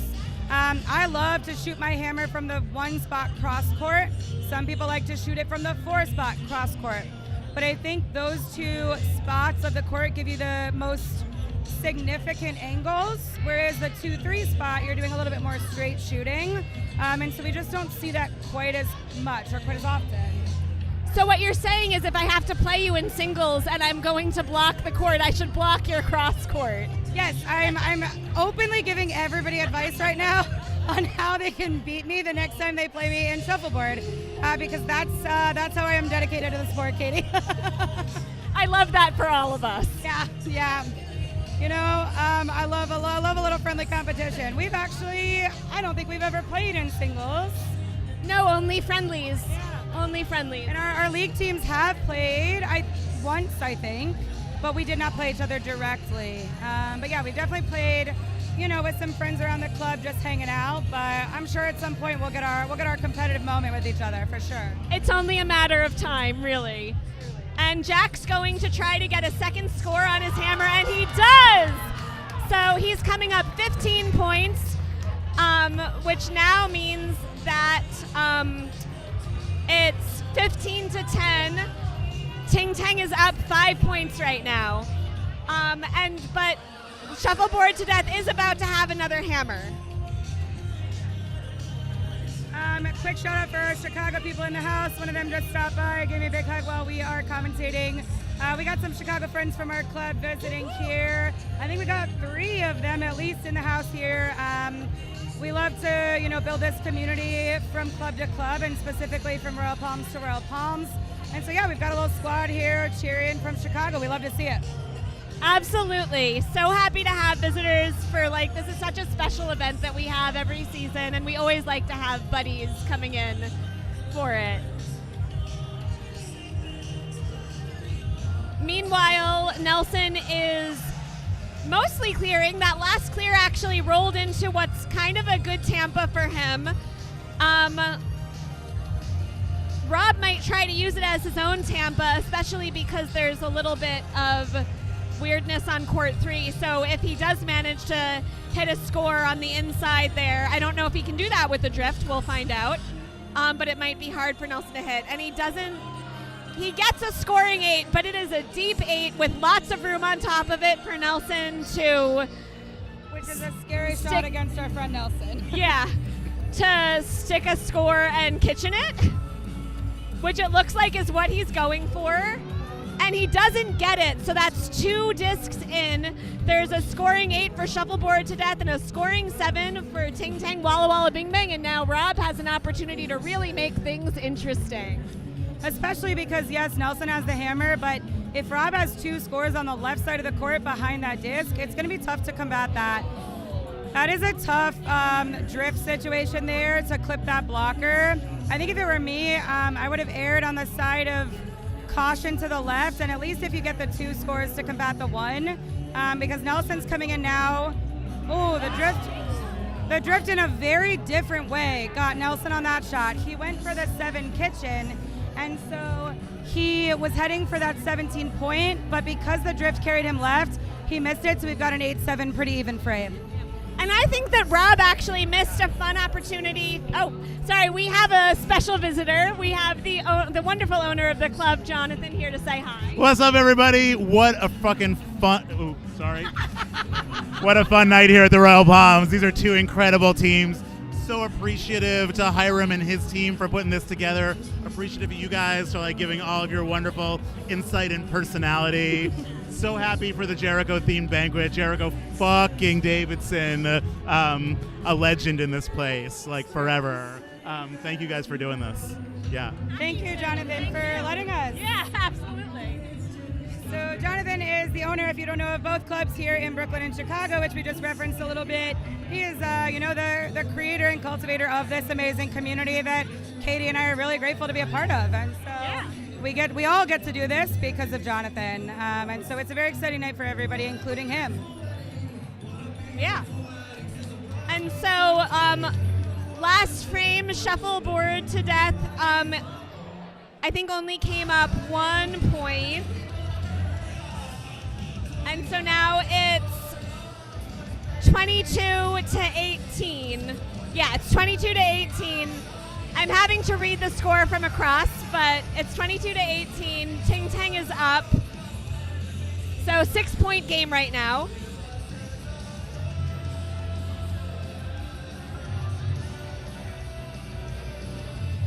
And Jack has a scoring 8 on the board, and Maddie clipped the block slightly.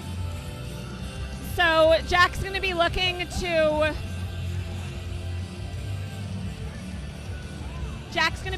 block that right back up again.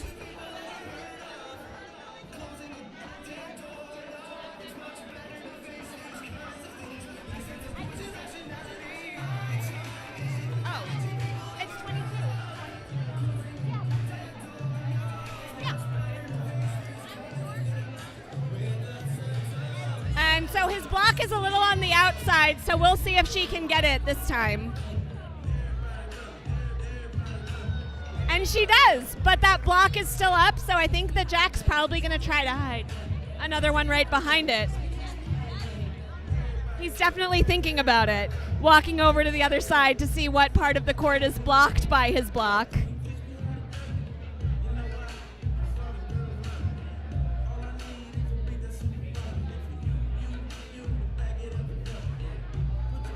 Oh, and he gets a nice deep 7 there. I love Jack's form. It is very graceful, very finessed. If you watch him shoot, I'm not sure what angles you were all seeing, sort of, and how clear it is to see how different everyone's form is. We talked a lot about Ben's form of getting low. Maddie goes cross court to even out the score. Ooh, that was coming in hot, but she got it. So we got a 7-7 there. So 7s for everyone, 7s all around. But yeah, I like Jack's form too. He really shoots like a gentleman. Very graceful, very poised. Very much so. So we're still looking at a 4-point difference here after 5 frames, which is very close. Knowing how the first game went, of course, Shuffleboard to Death here is, trying to secure the win. And Ting Tang's hoping to keep going here. And And it's good to also note at this point that Ting Tang on yellow has one additional hammer in the last 3 frames. So they're up and they have an extra hammer. So even though it is really close, they kind of have a slight advantage there. Yeah. And 4 points truly in this game, as we've been saying. I mean, anything happens here. Yes, and the hammers is super duper important, but with 4 points, it is anybody's game right now, truly. So they're probably feeling the pressure out here, Katie. I can imagine. Absolutely, and you can see that Nelson goes for a really rough hide and he makes it. That is great, especially I think with how the court is. I think that that's rough for Rob to get to. I can't see from where we are if it's as good of a hide as I think that it is from here. If it's a nasty hide, TM. Oh, wow. Yeah, so Jeff Zev loves a nasty hide. If he was over here doing the commentary, he definitely would have said that. So Rob went for the double back. He couldn't see the disc clearly, so he sent the front disc into the back one and was able to kick it out of scoring, which was a very, very skilled shot. So Nelson puts up another 7. Sort of drawing Rob that way. His teammate, of course, is, giving him a little bit of help. Of course, Rob knows to go for that disc, but Jack's trying to show him a little bit about where the drift goes. Just kind of like pointing at the point of the disc that would be best to hit. Yeah. And we watched Nelson get taken by that before, and oh! Great shot. It ricocheted off of the black disc that was there, and he ended up with a scoring 7 on his hammer. That is some good shuffleboard. You're hearing all the excitement, truly, I think, about the skilled shots and the exciting shots that are happening. Everybody's cheering for both sides, but it is just, if you play the game, it's really exciting to see a shot like that work out in that way for the person with the last shot. Like, that's just super, super awesome to see. Yeah. And also nice to have a little surprise. Like, that wasn't the shot that anyone thought was going to happen there. So always fun for a little surprise. Definitely. It looked like it was going to kick out to the side and it was going to be a no-score frame, which would be okay, honestly, at this point, given the difference. But, yeah, that was really exciting for them. I hope y'all can hear how exciting and fun the vibes are in here. It's a really special thing, the way the community here rallies around everybody playing. And so it looks like we've got 36 for Ting Tang and 29 for Shuffleboard to Death right now for a 7-point difference. With equal hammers this time now. Yes, such an important part of thinking about the score. So Jack's been kind of practicing this shot a little bit in that angle from the 4 spot. This time it lands on the 7-8 line, which is kind of the shuffleboarder's nightmare for a lot of people. I meant 11-point difference. I don't think that I said 25 to 36 is 11 points. Yeah. I can do math. I know my mother is listening to this. My math teacher mother, I can subtract, I promise. It is pretty tough to see the score from where we're at, thinking about just like the distance across the courts. Royal Palms, if you're not familiar or you're not from the league or from this sort of environment, it's dim in here. The music is quite loud. We are here tonight to celebrate one of our favorite people here at the club's last banquet. And so it is definitely a vibe in here, but it does certainly make it difficult for us to see the scoreboard. And so, yes, we're doing our best over here. I like to think that I was put in this position for my charm and personality, but I suspect it's because I'm the only one at the club who can usually see the scoreboard from across the court. This reminds me of a time that we were watching the singles tournament with binoculars across the court. And so back to the game, we've got some interesting things happening here with a nice St. Pete up for Jack that's blocking Maddie from her half of the court, and there's a lot of stuff happening in the middle, and now that's one more disc, so there are 3 discs hanging out in the middle of the court. So what do you do if you're Maddie here? You're down 11 points. You're off hammer, but you're down 11 points. There's a lot of chaos that can happen here, Katie, with all these discs on the line, right? Depending what speed she comes in here, she could bump her own in. That is a beautiful shot, I would say personally, by Maddie, because if she tries to bump her own in, she likely bumps Jack's disc in. If she overshoots it, she could theoretically bump both of theirs in and not hers, right? It's really hard to gauge. So I think she took a safe but skilled shot that takes some split opportunities away from Jack, and it gives her a score here, which makes him have to chase her a little bit on this next shot. So now what do you do if you're Jack? Great question. I think because he has the hammer and they're up 11, his priority has to be getting the 10 out. I think he doesn't need the split currently, but if he opens it up, she's probably going to clear it or do something similar. So he might consider leaving his disc there. We have had some tough shots tonight with hitting blockers. And so Nelson is signaling to Maddie to block up her 10 points because the difference is 11. If she secures 10 here, and if Jack has a mishap on his last shot, this is big. Yeah, huge. We could end up going in with a 1-point game to the last frame, depending on how these last two discs come out. And that is a very close blocker. That is so close. It is very close, which I think, is exciting and a good shot, but it could be problematic here if Jack comes in hard. He could use that front disc to get the second disc out because there's no way the front disc really goes around it.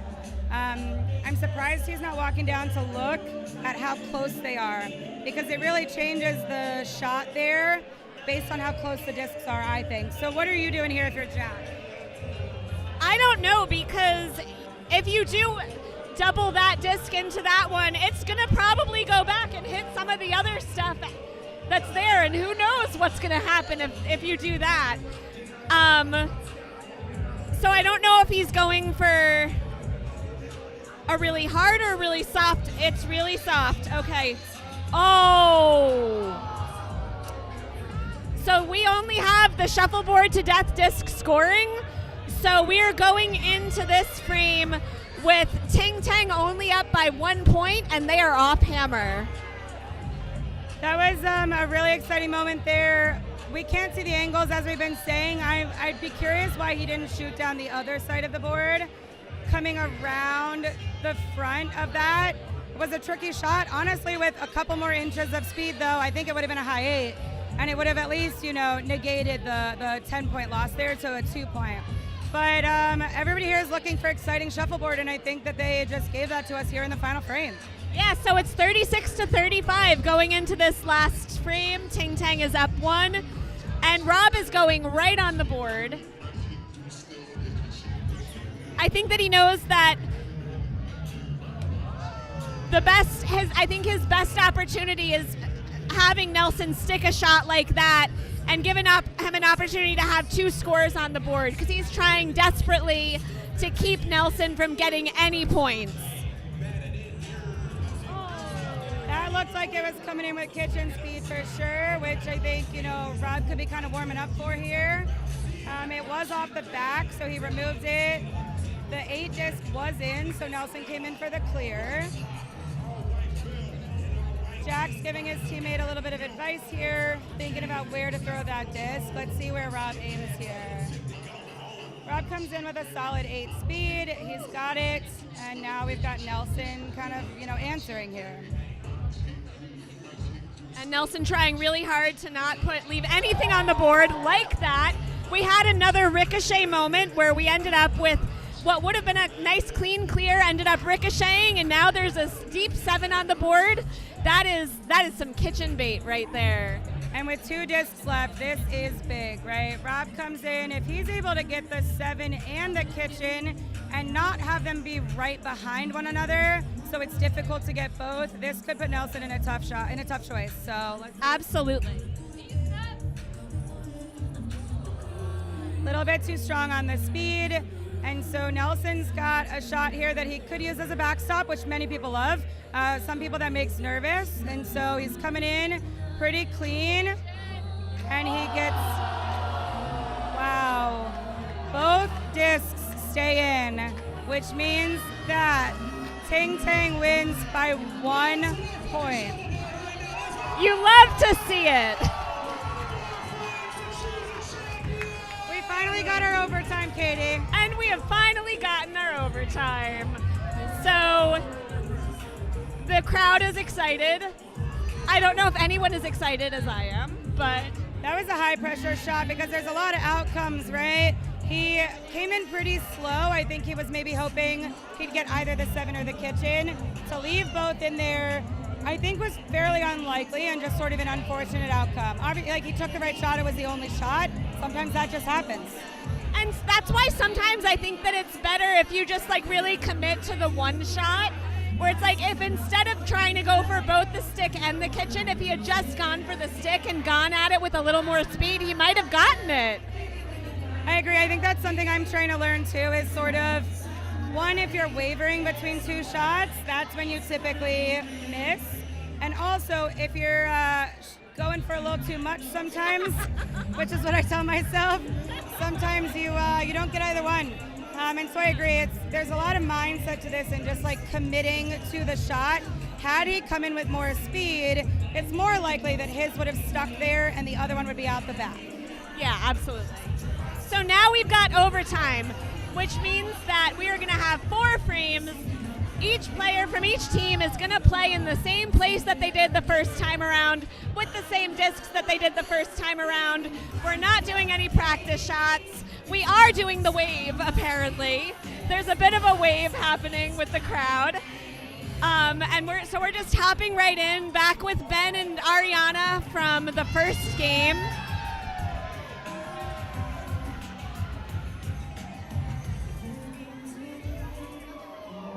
And Ben's actually going right on the board. Ben's playing really aggressively,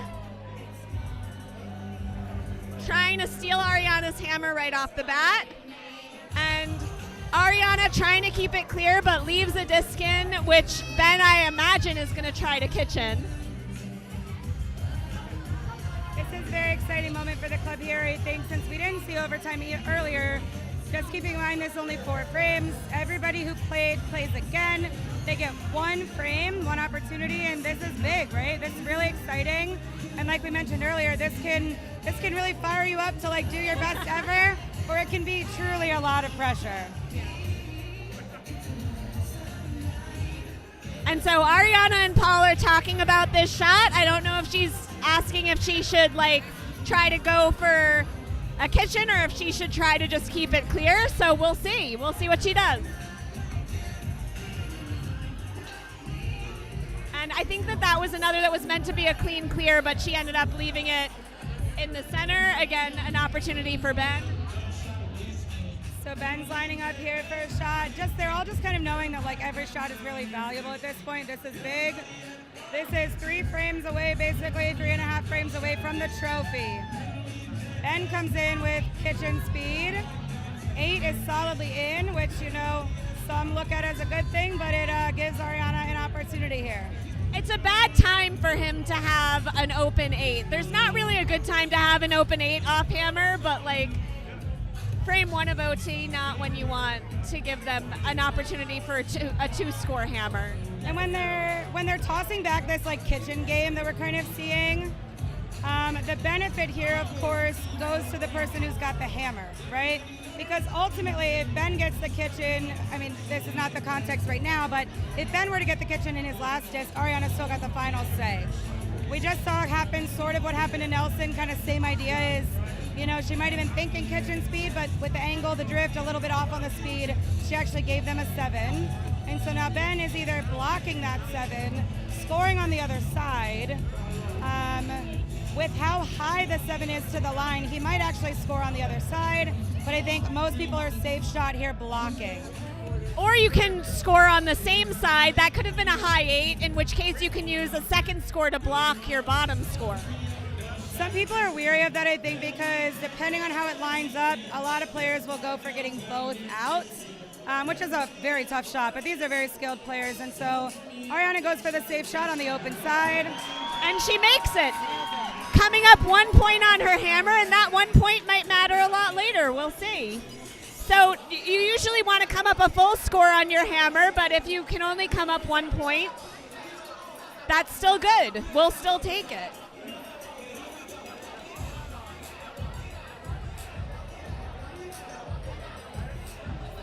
And we're getting to the point where everyone's a little tired and our scorekeeping is not necessarily at the level that it is at the beginning. So there was a misprint on the scoreboard, but now it is corrected. 7 for shuffleboard to death, 8 for Ting Tang. And so Roger with the first shot out in this next frame goes for a block on Eric Papa's side of the court. Papa's coming in, aiming to clear that disc just like he did, getting both off, knowing how important it is to truly get your hammer and not do anything here that could jeopardize that at the end of the frame. Yeah, absolutely. So trying to play a nice, just clean, normal frame is what Eric Papa's trying to do right now.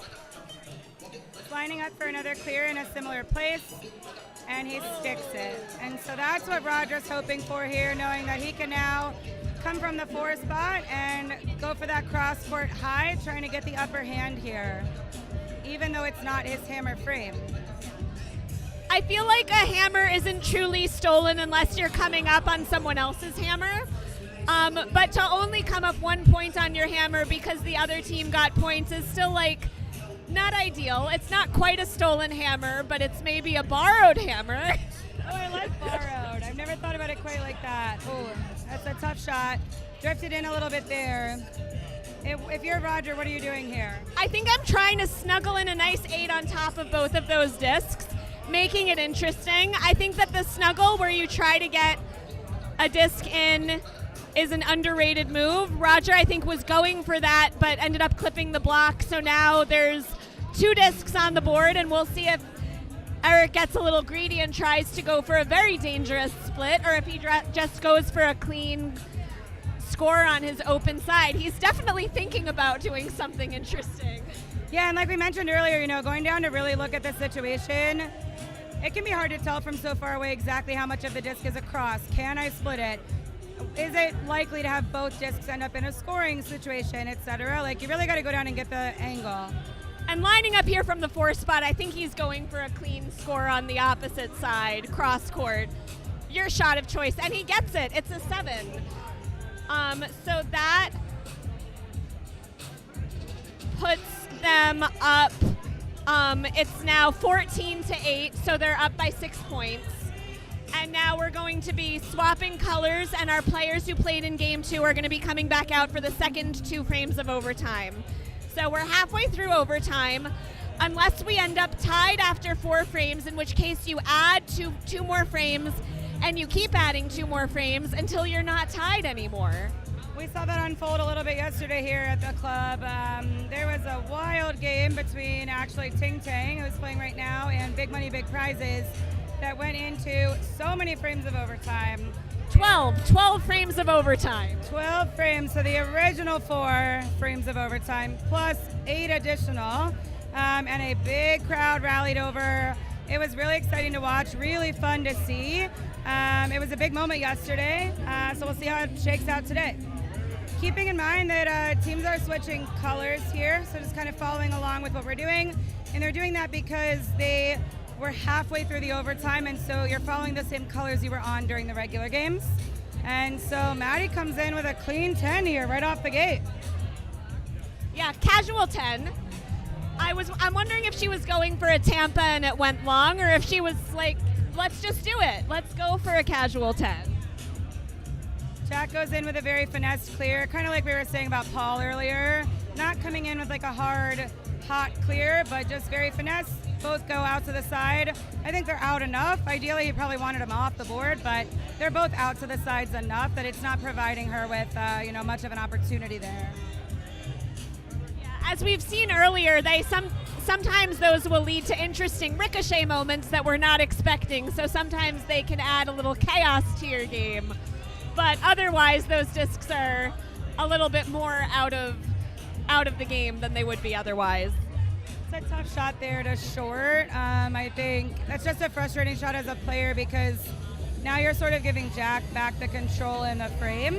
If it had at least just like made it across the line, it's helping you in some way. But she's been crushing it. I can't wait to see what she does next and see how it kind of unfolds from here. Jack again, he's shooting kind of like the 2 spot, like a little bit in. Interesting, his line goes for a high 7, Do you think he was aiming high 7? What do you think the shot was? I think he was aiming low 7. I think that he was hoping that she was going to stick a lower 7, because right now if she sticks a disc on top of that, it's probably going to be on the line and harder for him to get another disc out of. I think he wanted that to be a little further back, so if she sticks, he could then get 2 out of it. Makes sense. And so right now she's aiming with that was a very nice quick clear. We got to keep in mind here that Jack has the final shot of this frame. So the board is pretty open right now. And, you know, ideally you're sort of blocking up the board for him. He goes on the board with an 8, which is, you know, pushing Maddie to sort of take the same shot she just did. And then the board's pretty open for Jack to score his last shot, I think is where his head is probably at right now. We'll see if she does stick an 8 on top of it. It's going to be a decently high 8. So he would, I think, have to roll to get an 8 if she ends up stuck on top of that. Not a lot of space. That's a great point. She comes in pretty strong. She gets both discs off the board, and so sort of as we were thinking, he's now got an open board hammer, which is not as easy as it looks. It's a lot of pressure. Oh. And he just stuck it on the line, just barely. That's hard to watch. That's hard to see. We've all been there. So now Ting Tang is off hammer going into this final frame, and they're down 6, and that's a hard place to be in overtime. That being said, 6 points is completely doable. I've seen Rob do more interesting things. So we'll see how this goes. I think that Rob's going to go right on the board. What do you think? Yeah, I agree, and it looks like that's what he's doing. He went straight into the 8. This is a high-pressure frame for both Nelson and Rob to seal the deal here. Oh. and that was a stick. That was a good opportunity for Rob. You think he's trying to kitchen this? I think he's trying to kitchen this. I think down 6, he's trying to kitchen this, yeah. Just over the line, it looks like from here. Not enough to remove the disc, but enough to hit the back line. It was a good speed, but now Nelson's in a situation. He goes for the safe shot on the clear, which I think is really smart. I think some people might have been baited into trying to kitchen that back into the backstop, and you got to be cautious of doing something risky in this moment. Don't get too greedy. Don't do too much. Yes. You're already up 6 points. I think Rob just made a really smart shot shooting on the right side of the court. Because if he shoots in front of the, if he were to shoot on the left side in front of the kitchen, then Nelson could use it as a backstop. And some players will make that mistake because they're, you know, it's high pressure and they go on their comfortable side of the court, but then Nelson's got an opportunity. And so there was a little bit of a mishap there. A disc came back pretty hot, bounced onto the court. We do our best to reset. Yeah, we do our best to reset it. It's all good in this space. It happens. Our little barriers at the back don't catch the discs quite as well when they're flying like that. And so here we go with the last 2 shots, Katie. Yeah, and that 7 has been deemed out, so that is touching a line. So I think that he's probably, I feel like you got to kitchen it because, like, that's going to be harder for Nelson to get out. I think it's going to be more likely that he's going to just very easily clear out an 8 or a 7. But he might just try for an 8 or a 7 anyway. Yeah, because the reality here too, a lot of people might be thinking like go for the 10. They're only down 6, so any score here actually gives Rob the same results, right? The 10, the 8, or the 7, it's going to give him all the same result, and ultimately all Nelson will have to do is clear it. So that's kind of what we're thinking here.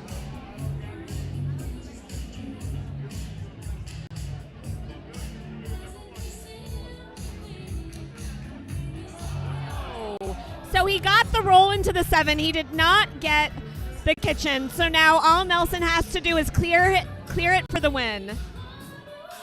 And he does it. Shuffleboard to death wins.